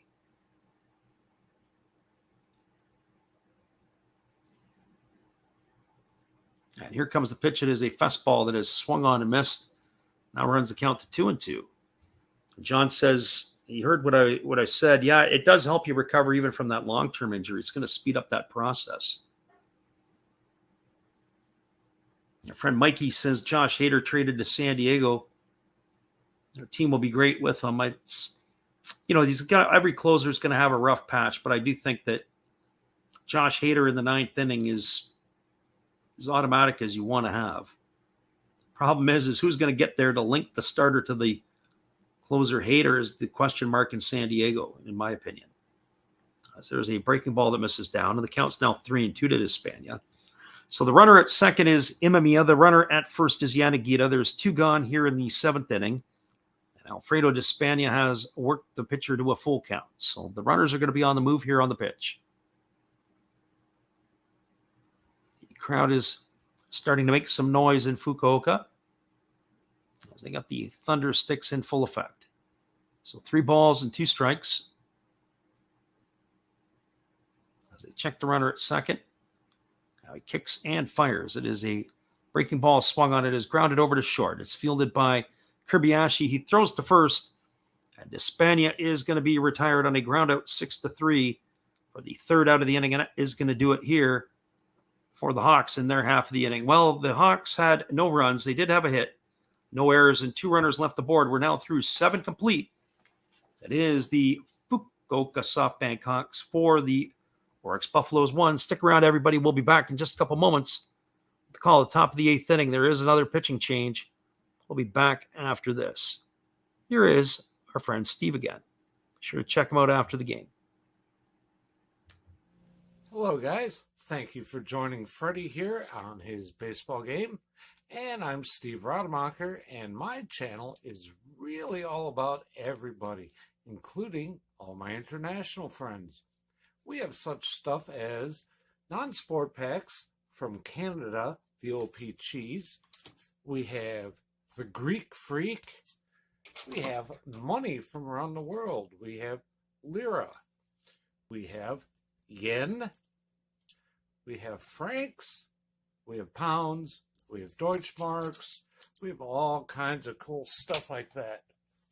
We even have some cooler things like Japanese women wrestlers and OPC baseball cards where I cannot read the back. We even have unopened material like the royal family, I know it's backwards, from London, England. Thank you for watching. Back to Freddie. Welcome back, everybody. There is a pitching change. It's going to be Kuya Fuji coming in. Seen this guy pitch quite a bit this year. He's very, very impressive. One thing that I don't know is, and because I don't speak Japanese, or I should say even read Japanese, speak a little bit, a few words, is why he missed the 2020-21 seasons. He pitched with the Hiroshima Toyo Carp for 3 years.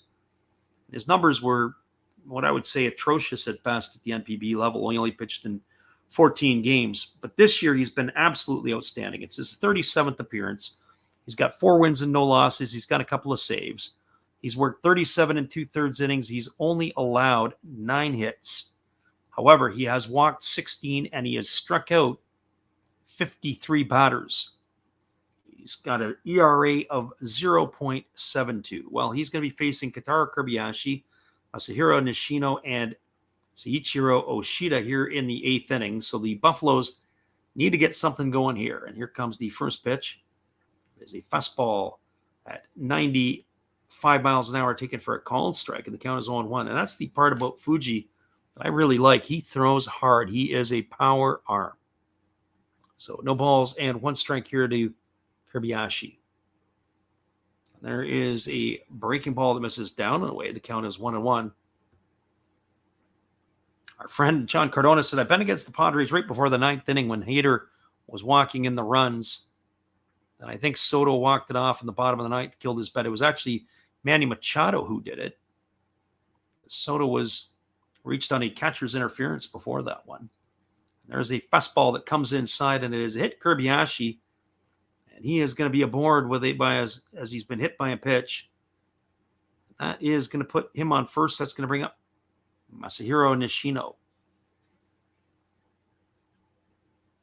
Our friend Breathe Deep asks who likes to watch UFC. UFC is not my gig. You've got to respect those athletes because they are pretty good, but not my deal.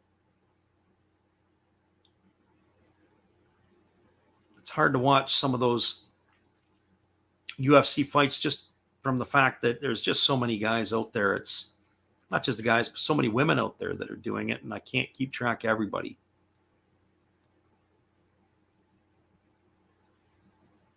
John says he was watching the game between the Yankees and the Mariners. Absolutely. That was a heck of a finish. The best games, one of the best pitch games in a long time for both teams. So here comes the first offering from Fuji, who kicks and delivers. It's a fastball taken for a called strike. The count is 0-1 to Nishino. Nishino tonight officially 0 for 1. He grounded to the second baseman his first time up. And he had a sacrifice fly to the center fielder and knocked in a run back in the 3rd inning, the only run of the game for the Buffaloes so far. Then he was hit by a pitch. So that is where we stand here. So Fuji kicks and delivers, and it is a fastball that misses outside. The count is now 1-1. John Cardona says the Yankees have a serious problem offensively right now. Yankees could be in trouble. Yankees could be in trouble outside of their. I think they didn't do enough at the deadline. I think they needed another starting pitcher because I do believe that Cole and Tyon will be good in the playoffs. The question is, I think they needed one more guy, and there's a fastball swung on it, is grounded up the middle into center field for a base hit. That's going to put runners at first and second, and this game here is getting exciting all of a sudden. So that's going to put runners at first and second. That's going to bring up.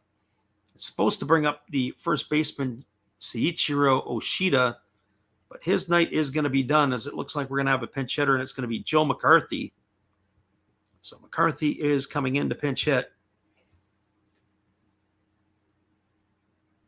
So now that is the interesting one here. McCarthy is one of those guys who is in scoring position as soon as he steps into the batter's box. He came out to visit the pitcher Fuji. McCarthy did not get the start tonight. He's batting .222 on the year. He's slowly been bringing his average up. He's got 4 homers and 18 RBIs. Comes up batting from the left side in this important situation. At least important for the Buffaloes, that is. So McCarthy steps up. He's waggling the bat. He's ready for the first offering here from Fuji. So usually reliable Fuji in a bit of a pickle. And here's the pitch. It is a breaking ball that drops in for a called strike, and the count is 0-1. So no balls and 1 strike to McCarthy. John Cardona says the Yankees blew another game tonight. It's unfortunate for them. But for those of us who are not Yankee fans, I'm not going to lose any sleep tonight over that one. I can tell you that. Hang on for a sec there, Mikey. And here comes the pitch. It is a 0-1 pitch, and it is a split finger pitch and misses down, and the count is now 1-1. Usually if you scroll to the bottom, you'll be able to see it. You'll see the different sports. But also, too, some of the others, maybe Eric Cheng might be able to give you a hand on it, but certainly across the top, you'll see some Chinese script letters. Usually it's the second one, and I think it's the third one down. I click on, and it'll pull it up for you. You're going to just have to play around a little bit on the site there, but you'll see it. You'll see the other games at some point, too. There's a breaking ball that drops in for a called strike, and the count is 1-2. Mikey said the under just went up. Well, you can see the movement here as the Buffaloes here are ready to go back at this again. And here comes the 1-2 pitch. As he kicks and delivers, it's a fastball swung on. It is lifted foul into the seats down the third baseline, and it keeps the count at 1-2 on McCarthy. This is probably the best opportunity that the Buffaloes are going to get here. They've got to capitalize on it here if they're going to do any damage tonight. In this ball game here, they've left 10 runners aboard through the first 7 innings. Just haven't been able to get that clutch hit or two to cash in with a couple of more runs. They stranded the bases loaded in the second. They left 2 on in each of the first and third innings.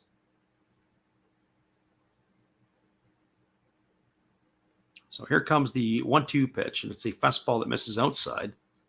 Counts now 2-2. Nice discipline there by McCarthy to really lay off that pitch.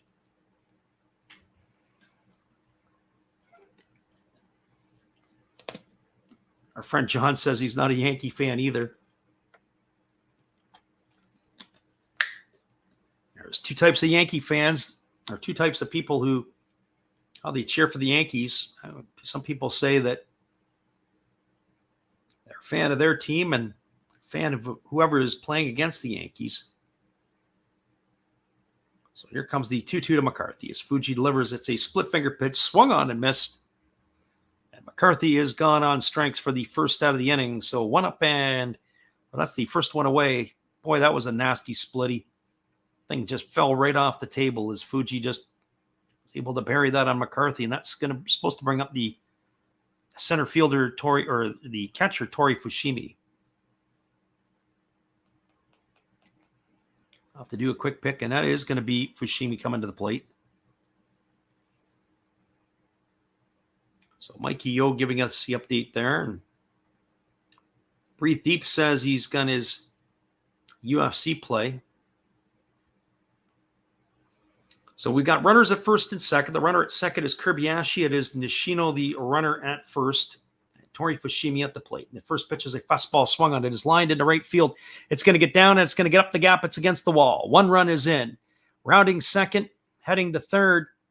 And stopping at third is going to be Nishino. It is going to cut the lead to 4-2 on the RBI double by Fushimi. So Fushimi's got himself a double and an RBI. Crossing the plate with the second run was Kobayashi.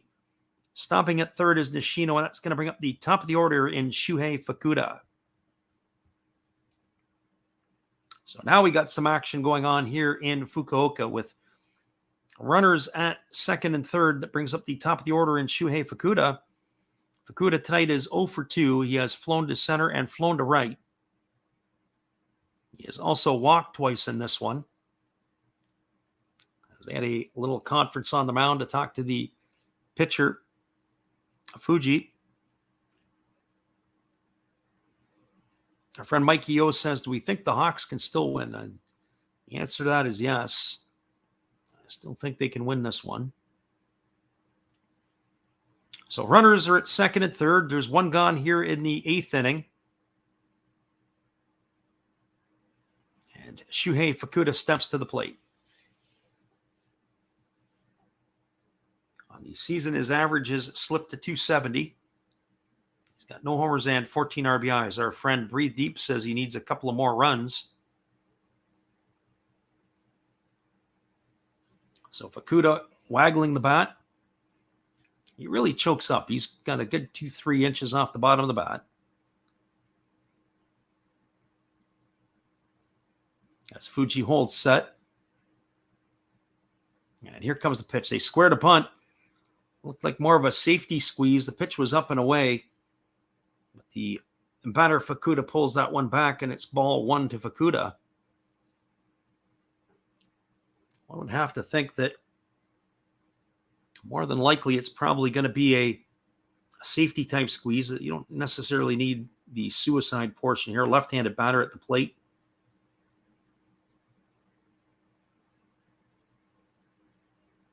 So 1 ball and no strikes. The righty kicks and delivers. They square around a bunt again, and it's a breaking ball that misses, and the count's now 2-0. So 2 balls and no strikes. I have to say, I get a kick out of watching the brain trust when they flash the signals out to the coaches. It's not just one coach that's flashing over to the third base coach. They got 2 coaches that are flashing signs. So the question is which coach has got the one that's sending the sign out to the third base coach? It's one way to mix things up a little bit. So 2 balls and no strikes to the leadoff hitter Fukuda. Here comes the pitch, and it is a fastball that misses down and away. And the count's now 3-0. I'd like to see if the Hawks have somebody up in the bullpen. Maybe they bring out Manello for a 4-out save. Because they got 2 left-handed batters coming up in Kai Nakagawa and Masataka Yoshida. Maybe even it's going to be a 5-out save for the Cuban lefty.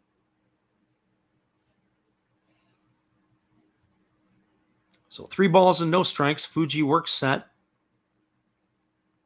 And here comes the pitch. He kicks and delivers. It's a fastball that's taken for a called strike. And the count is now 3-1. One would think if he can retire Fukuda here, maybe we're going to see that. But 3 lefties in a row here, and they leave the right-hander in. I don't know if they figured they would get to this point or not. This is where you could use that lefty to come out of the bullpen. Normally, the 8th inning is Moinello's job when Mori is healthy in here. Here comes the pitch. There's a split finger pitch that misses down. That's going to be ball 4.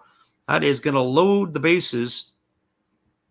That is going to bring up the left fielder Kai Nakagawa with only 1 out here in the 8th inning. There is action in the bullpen. They do have a meeting on the mound again as the shortstop Imamiya and the first baseman Nakamura come over to have a word with their pitcher.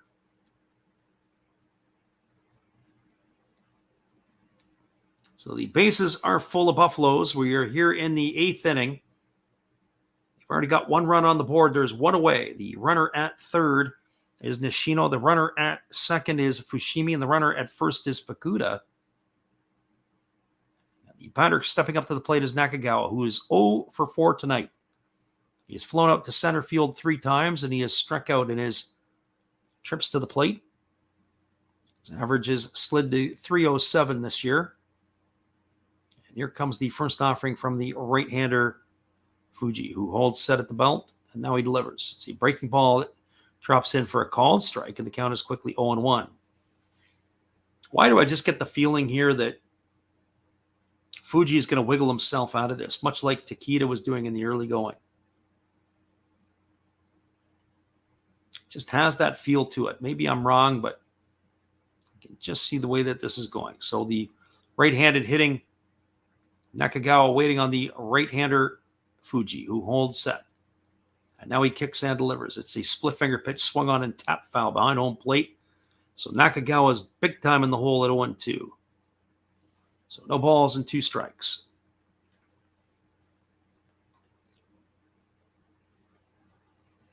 Crowd is again making some noise as the contingent that's here from Osaka, the Buffalo fans, are cheering and letting their voices be heard.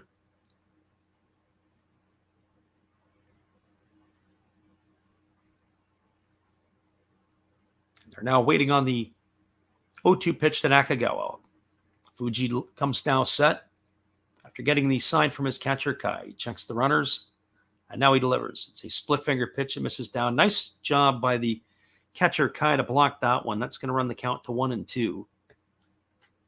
Certainly now he's going to have to be a big pillow back there to be nice and soft to block all the pitches.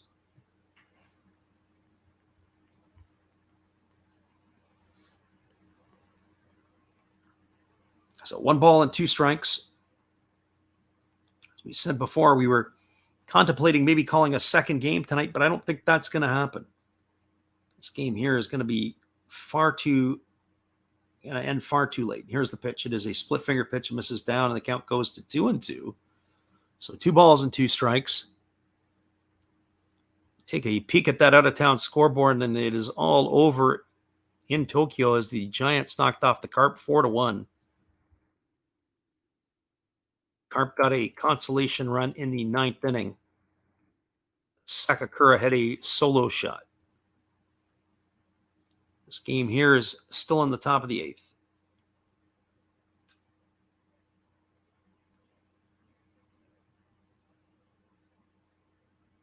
You do now have a pinch hitter, or pinch runner. It is Oda has come in to pinch run for Fushimi over at second base. Interesting that now they decide to do it. That is the tying run, a base hit. You want to have some speed out there to try to score, especially with 1 out here. So Oda is now the runner at second in place of Fushimi. And here comes the 2-2 pitch from Fuji. It's a split finger pitch swung on. It is golfed into right field, moving back and making the catch as the right fielder. He fires it in, tagging at third and coming home to score the 3rd run of the game is the base runner Nishino on the sacrifice fly by Nakagawa. So sacrifice to 9 for an RBI, but that is going to be out number 2. And that is going to bring up the designated hitter, Masataka Yoshida. One would have to think that this is going to have to be the end of the night for the right-hander Fuji. One would have to think we're going to see Moinello. We're going to wait here in just a moment. The right fielder who came into the game for Yanagita made that play. Just double check to see that there. There is now going to be a pitching change.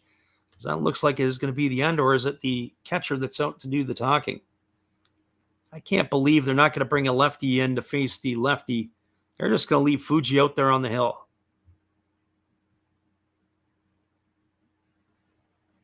Well, if they end up losing this game, being the Hawks, because they saved their lefty for the 9th inning, I don't know what to say.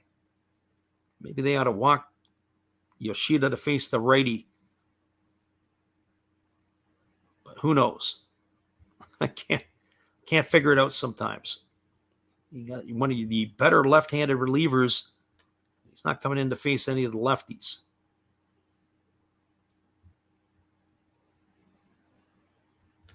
So the right fielder who made that throw to the plate was Kenta Tanegawara. He has come in to replace Yuki Yanagita. Not quite the same arm as we saw from Yanagita. So here we go. Masataka Yoshida to the plate. And the first pitch from Fuji is a fastball that misses outside for ball 1. The count's 1-0. While the dangerous Yoshida tonight on base 4 times. He's got himself 2 singles and he's got 2 walks, and he scored the first run of the game for the Buffaloes. It is a 4-3 game here as we are in the top of the 8th inning. Hawks are clinging to a 1-run lead.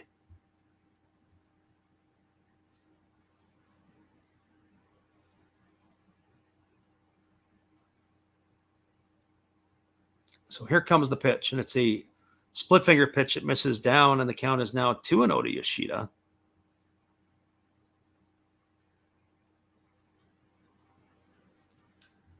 So this ball game here has really gotten interesting.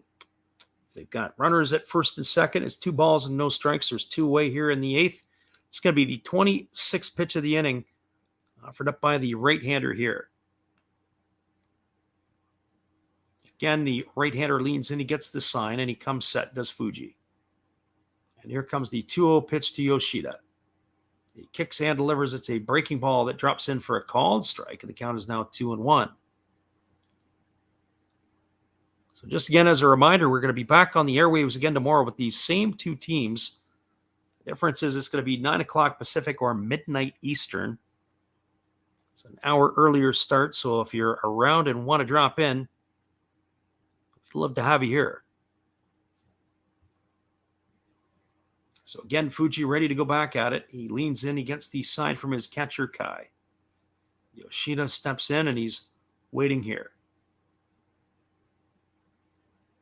Our friend Mikey says, have the Hawks got anybody on base? I don't know. We got the Buffaloes still batting. The Buffaloes have runners at first and second. Here's the pitch. It is a split finger pitch. It misses down, and the count's now 3-1.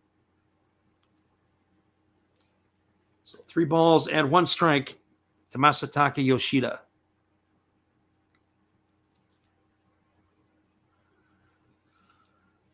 Fuji is rubbing up the baseball. So here we go.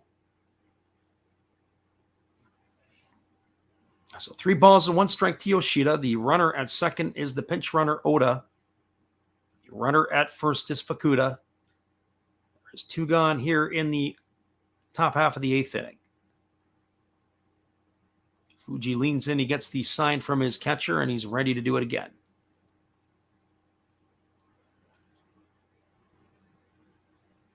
And here comes the 3-1 offering as the Yoshida waggles the bat. He kicks and delivers. It's a breaking ball that I don't know where that one missed. That's going to be ball 4. Well, here we go. Get into the 8th and 9th inning, and the umpires are squeezing the home team. That last pitch there was a pretty darn good-looking pitch. I guess if it missed low, maybe you could say it was low, but it was definitely over the plate. Or at least in that direction, but maybe low over the plate. That's going to load the bases. It's going to put Fushimi over to third, Oda the pinch runner, or Oda over to third, Fukuda to second, Yoshida to first, and it brings up Yataro Sugimoto to the plate. Well, Sugimoto tonight is 1 for 4. He's struck out 3 times, and he's got a single. So the bases are full of Buffaloes yet again. This is kind of how the game started.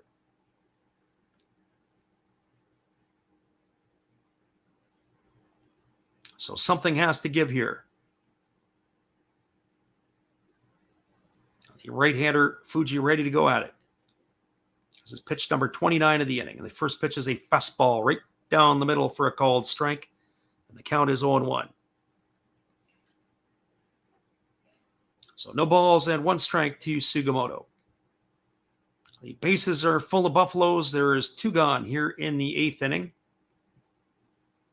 Runner at third is Oda. The runner at second, Fukuda. Runner at first is Yoshida. No balls and 1 strike to the right-handed hitting Sugimoto. As he waits here on the offering from Fuji. Fuji gets his sign from the catcher, Kai, and he comes set. He checks the runners. Now he kicks and delivers. It's a fastball that is swung on. It is grounded to the right side. It's knocked down by the first baseman, Nakamura. He underhands it over to first, and the ball has been dropped.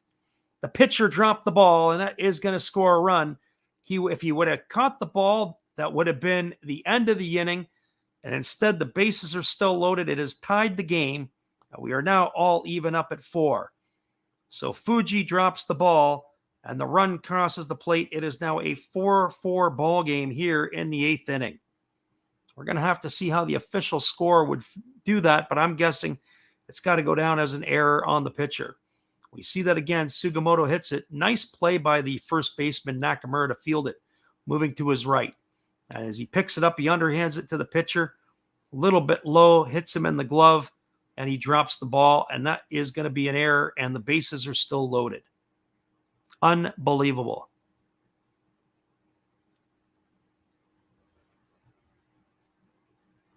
Well, that is going to bring up the third baseman, Yuma Mune. The feed really from the first baseman was not very good. It was below the knee of the pitcher. And so for Fuji here, who's got himself in a host of trouble, certainly the defense has been letting him down. So that brings up Yuma Mune to the plate. And the first pitch to Mune is a breaking ball that misses outside. And the count is 1-0 to Mune. For Mune tonight, he's 0 for 3. He's bounced into a fielder's choice a couple of times. He's flown to center, and he's been hit by a pitch. So 4-4, as we're all knotted up here in the 8th inning. Buffaloes could use a hit here to blow this thing open a bit. Here comes the 1-0 pitch. As Fuji delivers, it's a breaking ball taken for a call and strike, and the count is now 1-1. So 1 ball and 1 strike to Mune. Well, by the looks of it, the favorable scorer is going to rule that as a base hit to Sugimoto. So he'll get himself an RBI on that one. I don't know where they've got the Fukuoka SoftBank Hawks scorer from, but if I was in the booth, I'd be asking him about that one as well as the earlier one. And there's a breaking ball swung on and fouled away. And the count's now 1-2 to Mune. So 1 ball and 2 strikes. Our friend Mikey says, I think they're going into the 10th. Well, we got to get through the 8th here first. The scoreline all knotted up at 4s.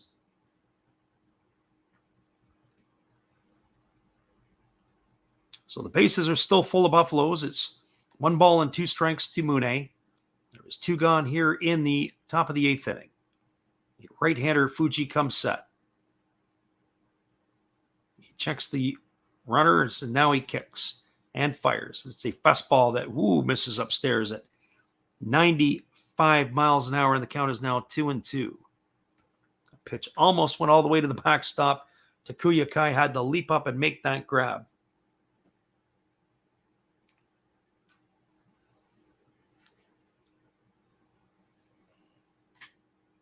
So 2 balls and 2 strikes to Mune. This is going to be the 35th pitch of the inning for the right-hander here as he's ready to face Mune again. Here comes the 2-2. As he kicks and delivers, it's a fastball swung on and fouled away. That keeps the count at 2 balls and 2 strikes. And Mikey O says all he had to do was catch the baseball. Yeah, and in some fairness to Fuji, if he catches it, that ends the inning. But the throw to first base from Nakamura was down below the knee. Not a very good delivery. If it was a better delivery, he's got a better chance to catch the ball, and that ends the inning. And so, unfortunately, that's what extended it here. So here comes the 2-2 pitch to Mune. As Fuji's ready to deliver again. And now he kicks and he fires. It's a fastball swung on and missed.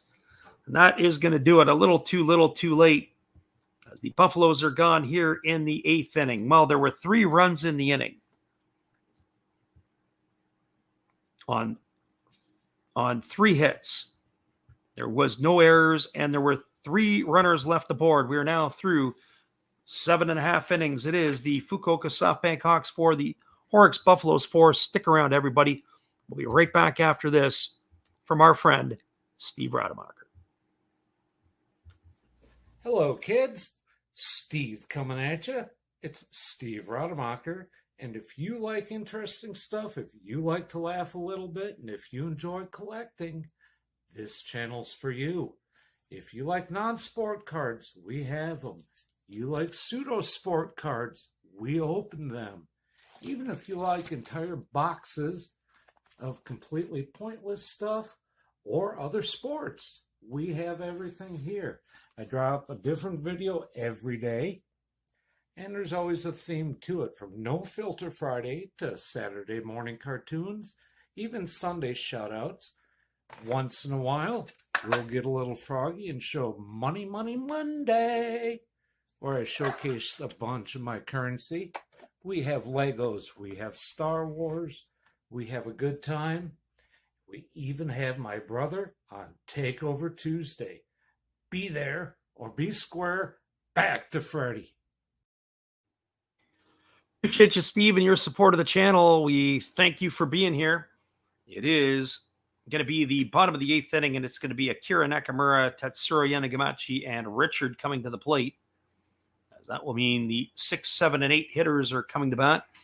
We'll check the Orix pitching here as they do have a right-hander coming into the game. It's going to be Jacob Wagispak coming in. Wagispak has been used as a bullpen arm here more recently. He didn't have a couple of starts at the beginning of the year, and now they have moved him to the back end of the pen, have the Buffaloes. So Jacob Wagispak, the former Toronto Blue Jay, on in relief here for the Buffaloes in the 8th inning. So he's completed his warm-up tosses, and we're ready to get this one back underway.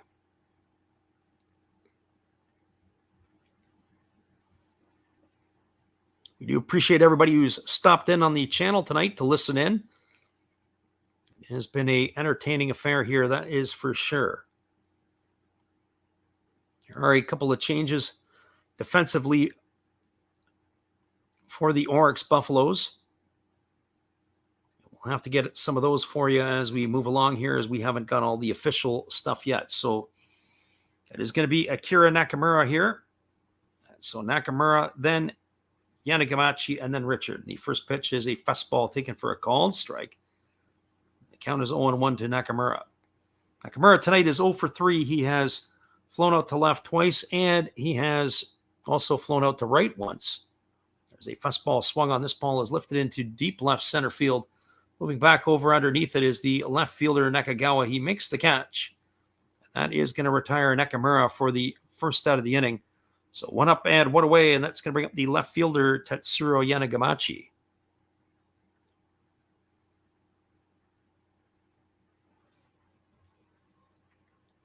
Our friend Mikey says, who do you think will win, the Angels or the Twins tomorrow? To be honest with you, Mikey, I have no idea. I haven't even looked at the pitchers in that one yet. So here comes the offering here from Wagispak. He kicks and delivers. It's a fastball taken for a called strike. The count is 0-1. Yanagamachi tonight is 1 for 3. He has singled, and he's also grounded out a couple of times. So here comes the pitch. It is a fastball that misses up and away. The count is now 1-1. Orix tonight, if they end up failing to win this game, they have left 13 runners on base so far in the 8 innings. There's a fastball taken for a called strike, and the count is 1-2.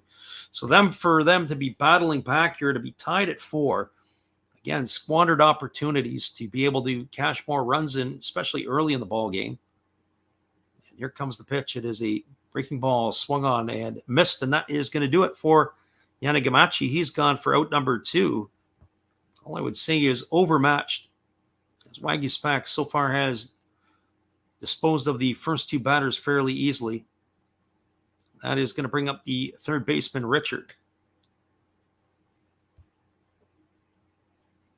So for Richard tonight, he is 0 for 3. He has struck out twice, and it is going to be a pinch hitter as Sanagawa is done for the night. So I'll have to get you who that is in a minute. There's a breaking ball that misses for ball 1, and the count is 1-0. Sometimes we don't always get the substitutes, and that would be this one here in this case. And the 1-0 pitch is a fastball swung on and fouled away, and the count is now 1 ball and 1 strike. It looks like it is the infielder 00 Kawase, and that's exactly who it is. It's Akira Kawase here. The count is 1-1 to him. Pitch hitting for Richard Sanagawa. Pitches a fastball swung on. It is grounded softly over to second. It is fielded neatly by the second baseman Nishino. He throws to first, and Jacob Waguespack comes in and does his job as he retires the side in order 1-2-3. That last one was a ground out 4-3. So for the Hawks in their half of the inning, no runs, no hits, no errors, nobody left the board. We're now through 8 innings of play. It is the Buffaloes 4 and the Hawks 4. Stick around, everybody. We'll have ourselves another pitching change when we return. Glad you guys could make it in here with us tonight. Better late than never. Hang tight. We'll be right back after this. Good evening, ladies and gentlemen. Namaste. Hey, I hope you guys have been enjoying the game. My name is Hollis. I've got a YouTube channel called Another Hollis Build. I love baseball cards. I open up brand new product for you guys. I open up old stuff. I do breaks. I do auctions. All kinds of stuff concerning baseball. I'm Friars faithful, Padres to the end. I also love Garbage Pail Kids and my animals. I have a ton of animals. It's like a mini petting zoo here around my house. I also love my city. San Diego, baby. I'll take you all around the city and show you what's up. If you guys dig stuff like that, cruise on over and check it out. It's Another Hollis Build. If you dig it, subscribe. I'd really appreciate to have more follow me along on the journey. Hey, either way, you guys have a wonderful day or a beautiful, beautiful evening. No matter which one it is, make sure that you make it great, my friends. Big up Last Raps Baseball. Yeah, Freddie, let's go. One love and peace. Yeah, man.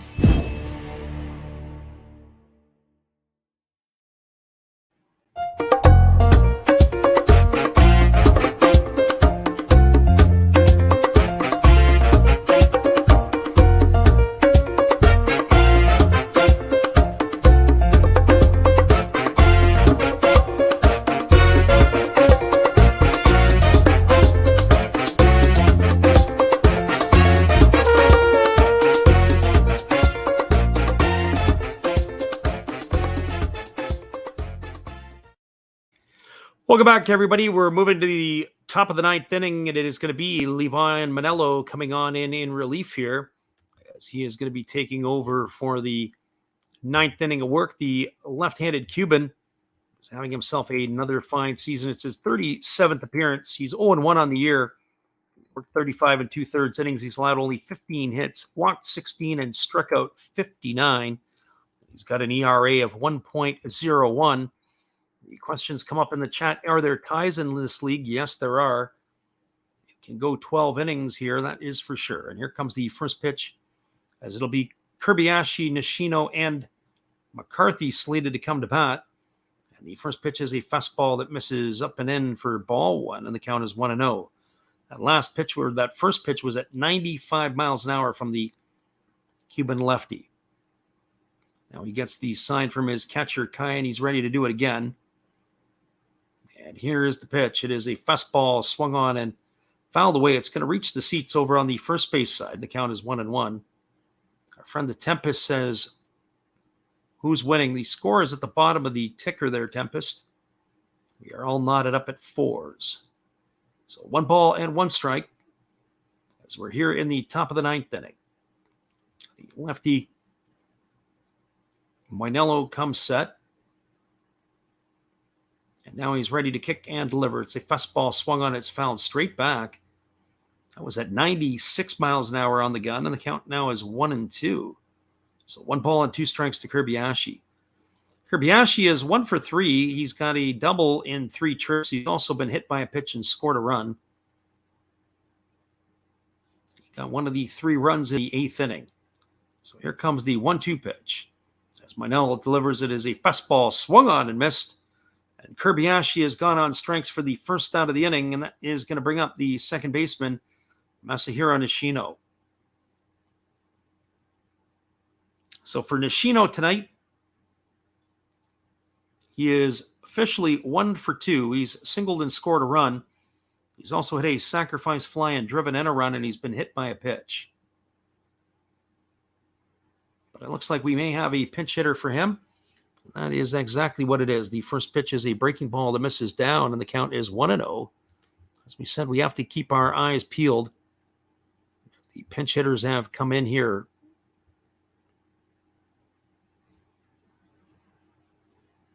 This is Koji Oshiro pinch hitting here. And there is a breaking ball that misses down. They appeal over to the first base umpire. That's going to run the count to 2-0. So Oshiro in for Masahiro Nishino.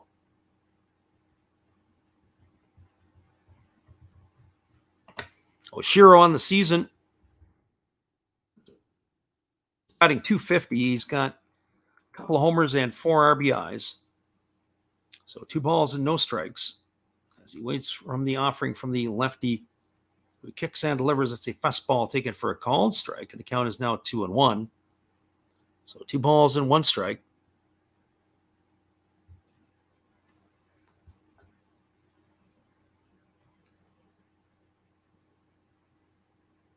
Our friend Joseph Andrioni is asking questions. We got to take the World Series. Well, we got a long way to go for that. There's a breaking ball that misses down, and the count is now 3-1 to Oshino. I have to say, though, that I wouldn't be surprised to see either of those 2 picks in there that he's given us. So 3 balls and 1 strike as Oshino is at the plate here with 1 gone. He waggles the bat. He's waiting on the offering here from Moinello. As Moinello comes set, he kicks and delivers. It's a fastball taken right down the middle for a called strike, and the count is now 3-2 to Oshino. Moinello throws that baseball out of here, and he's going to get himself a new one, and of course he drops the one he catches. He reaches down to the rosin bag, and now he's ready to go back to work. Here comes the 3-2 pitch to Oshino. He leans in, he gets the sign from his catcher, Kai. And now he works set. And here he kicks and fires. It's a fastball swung on it. It is popped foul. It's going to reach the seats down the right field line. That is going to keep the count at 3 balls and 2 strikes.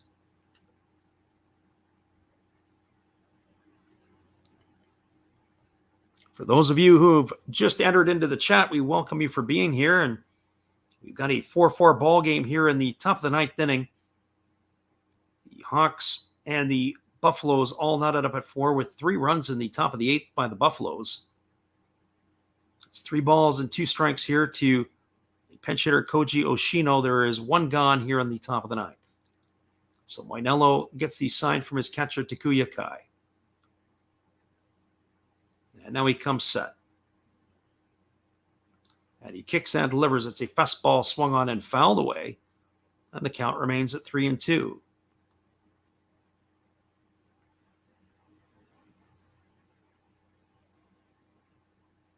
So 3 balls and 2 strikes. Again, we're waiting on the offering here. It's 3-2 to Oshino as the lefty Moinello looks in, and now he comes set. And here comes the payoff pitch. It's a breaking ball swung on and missed, and Oshino is down on strikes for out number 2, so 2 up and 2 away via the strikeout, and that is going to bring up what's scheduled to bring up Joe McCarthy. We'll see if he is going to be hit for here or not. And it's going to be Yuma Tongu who came in to catch. So Tongu is now officially coming in to bat for Joe McCarthy. So McCarthy's pinch hit performance in the 8th inning ended his night. So Tongu steps into the plate for the first time tonight. And here's the first pitch from Moinello. It's a breaking ball that misses upstairs for ball 1, and the count is 1-0. So for Tongu, on the season here, he is batting .217, 4 homers and 13 RBIs. And there's a breaking ball that drops in for a called strike, and the count's now 1-1. So 1 ball and 1 strike to Tongu. Buffaloes are batting here in the top of the 9th inning. There's 2 gone and nobody on. And here comes the offering here from Moinello, who holds set. Now he kicks and he fires. It's a breaking ball swung on it, missed, and the count is now 1 ball and 2 strikes to Yuma Tongu.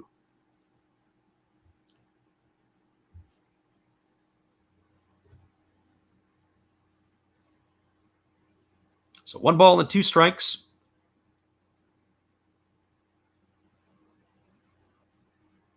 Catcher Kai is signaling out to his pitcher, and Now Moinello ready to go back at it. He comes set, and now he kicks and delivers. It's a fastball swung on, is lined on a hop back to the pitcher. He fields it, he throws to first, and that is going to do it on a ground out 1-3. That's how it'll go scored into the books. So for the Buffaloes in their half of the ninth inning, there was no runs, no hits, no errors. Nobody left the board. We are now through 8.5. It is the Fukuoka SoftBank Hawks 4, the Orix Buffaloes 4. Stick around, everybody. We'll be back with the call of the bottom of the ninth inning in just a couple moments. We're glad you guys could bounce in here with us tonight. Here is our friend Matt Hollis. Well, you've got to have an ace in the hole, a little secret that nobody knows.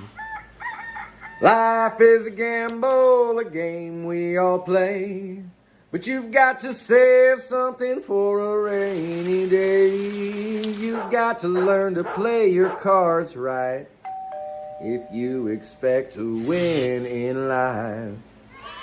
Don't put it all on the line for just one roll. You've got to have an ace in the hole. Yeah.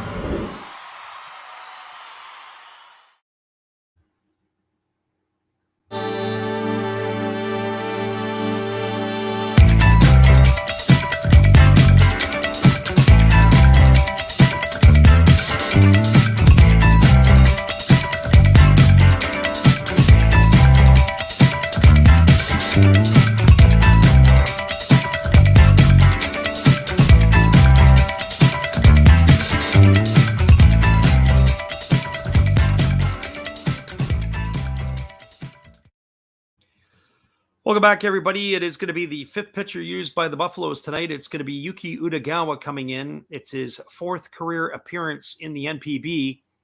He has worked 3 ball games so far. He's pitched 3 innings. He's not allowed a hit. He has walked 1 and struck out 4. He's got an ERA of 0. So Yuki Utagawa, the hard-throwing right-hander, coming in to replace Jacob Waguespack. So coming up here for the Hawks and their half of the order, well, slated to come to bat is Takuya Kai, but it looks like we're going to have a pinch hitter for Kai. Then there'll be the top of the order in Yukio Shudo and Kenta Imamiya. It looks like Kai's day is done, so we'll have to pick up who this pinch hitter is for you here in just a moment once Utagawa has completed his warm-up tosses.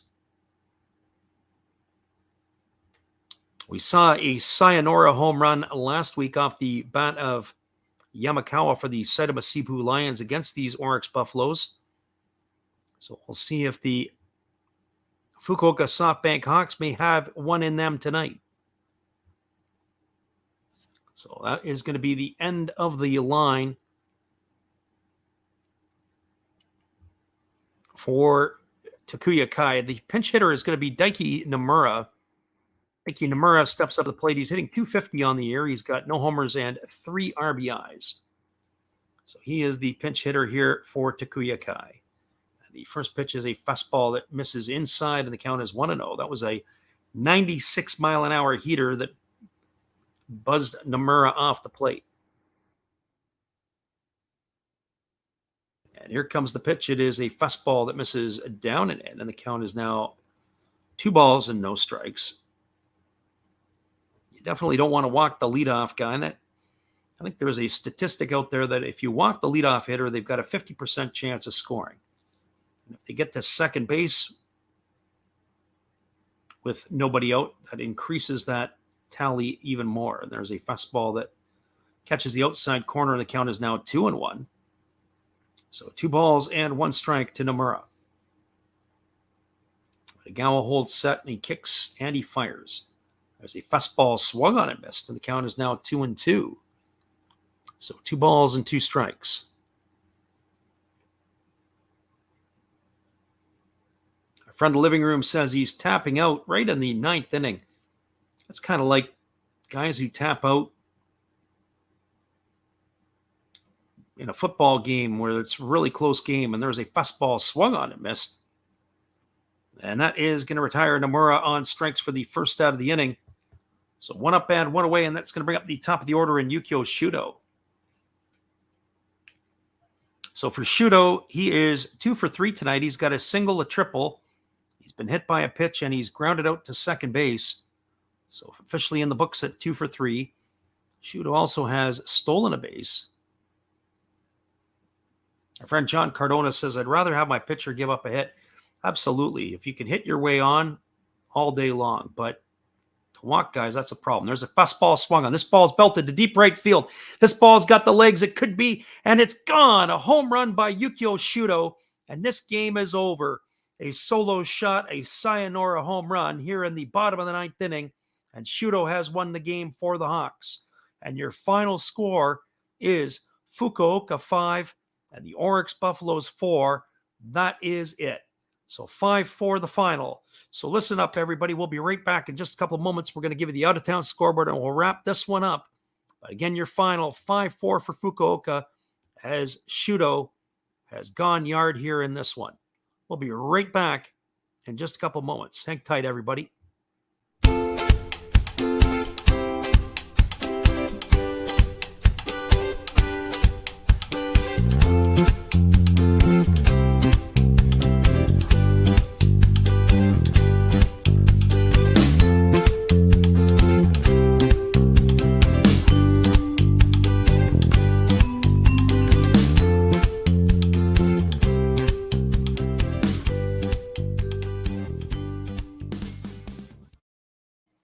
Welcome back, everybody. Well, that was an exciting finish. We had a walk-off home run by Yukio Shudo here in the bottom of the 9th inning, his 3rd hit of the ball game. He fell a double shy of the cycle, a solo shot to right field, his 5th of the year to win it. Well, first of all, we'll give you the out-of-town scoreboard because there was only one other game going on underway in the NPB tonight, and that game is a final. There were a couple of games that were postponed because of the impending tsunami that's going to hit the Tokyo and Kanto region. But the final score in Tokyo, the Yomiuri Giants knocked off the Hiroshima Toyo Carp 4-1, 4-6-0 for the Giants tonight, 1-8-2 for the Carp. The win in this one goes to the starter Naoi. He is 1-1. The loser is Endo. He is 3-6. For the Yomiuri Giants, for their half of the inning, or for the Yomiuri Giants, they had 4 runs on 6 hits. There was a couple of home runs. The home run by Gregory Polanco and Sakakura, as they had hit one, and also Sakakura hit one for the Carp. Polanco and Oshiro hit one for the Giants. And again, your final score was 4-1. Well, this game here is an interesting ball game, that's for sure. The Hawks got the scoring going in the bottom of the 1st inning. It was a single by Yukio Shudo, a single by Kenta Imamiya, then Taisi Makihara singled, Yuki Yanagita singled. That brought home a run, and then Alfredo Dispania with the bases loaded had a sacrifice fly to right field, and that brought home the 2nd run of the inning. Well, the Buffaloes ended up getting one back in the 3rd. Leadoff walk to Masataka Yoshida, a single by Yataro Sugimoto.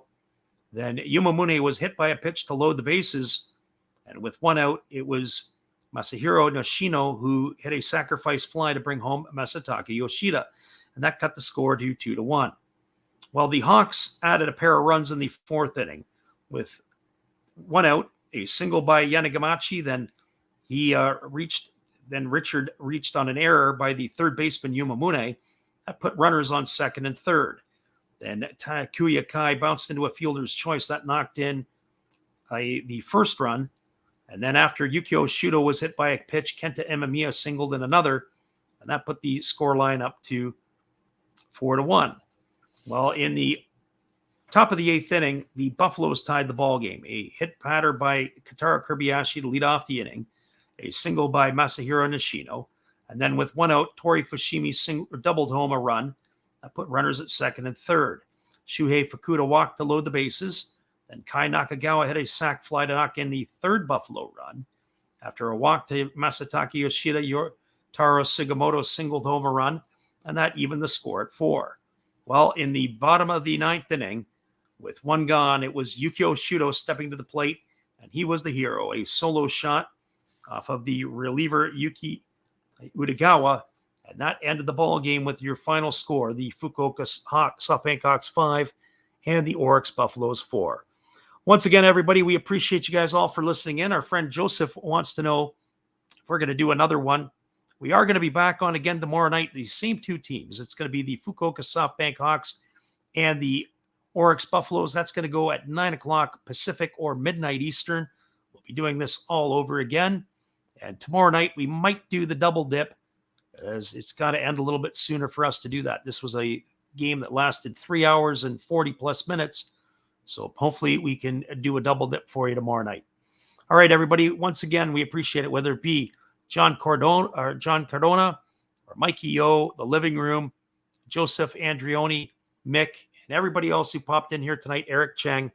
Thanks a lot, guys. We appreciate it. 2 games were canceled tonight, but 4 games are underway. The 2 games canceled were the Yokohama Dana Bay Stars and called Swallows, as well as the Chiba Lotte Marines, and I believe it was the Saitama Sea Blue Lions who they were playing. Those games are postponed because of the tsunami. Once again, guys, we appreciate it all for listening in. Bookmark the channel. If you haven't been here before, don't forget to the subscribe button, and we will see you guys again tomorrow night. Have a good one, guys. Appreciate you once again.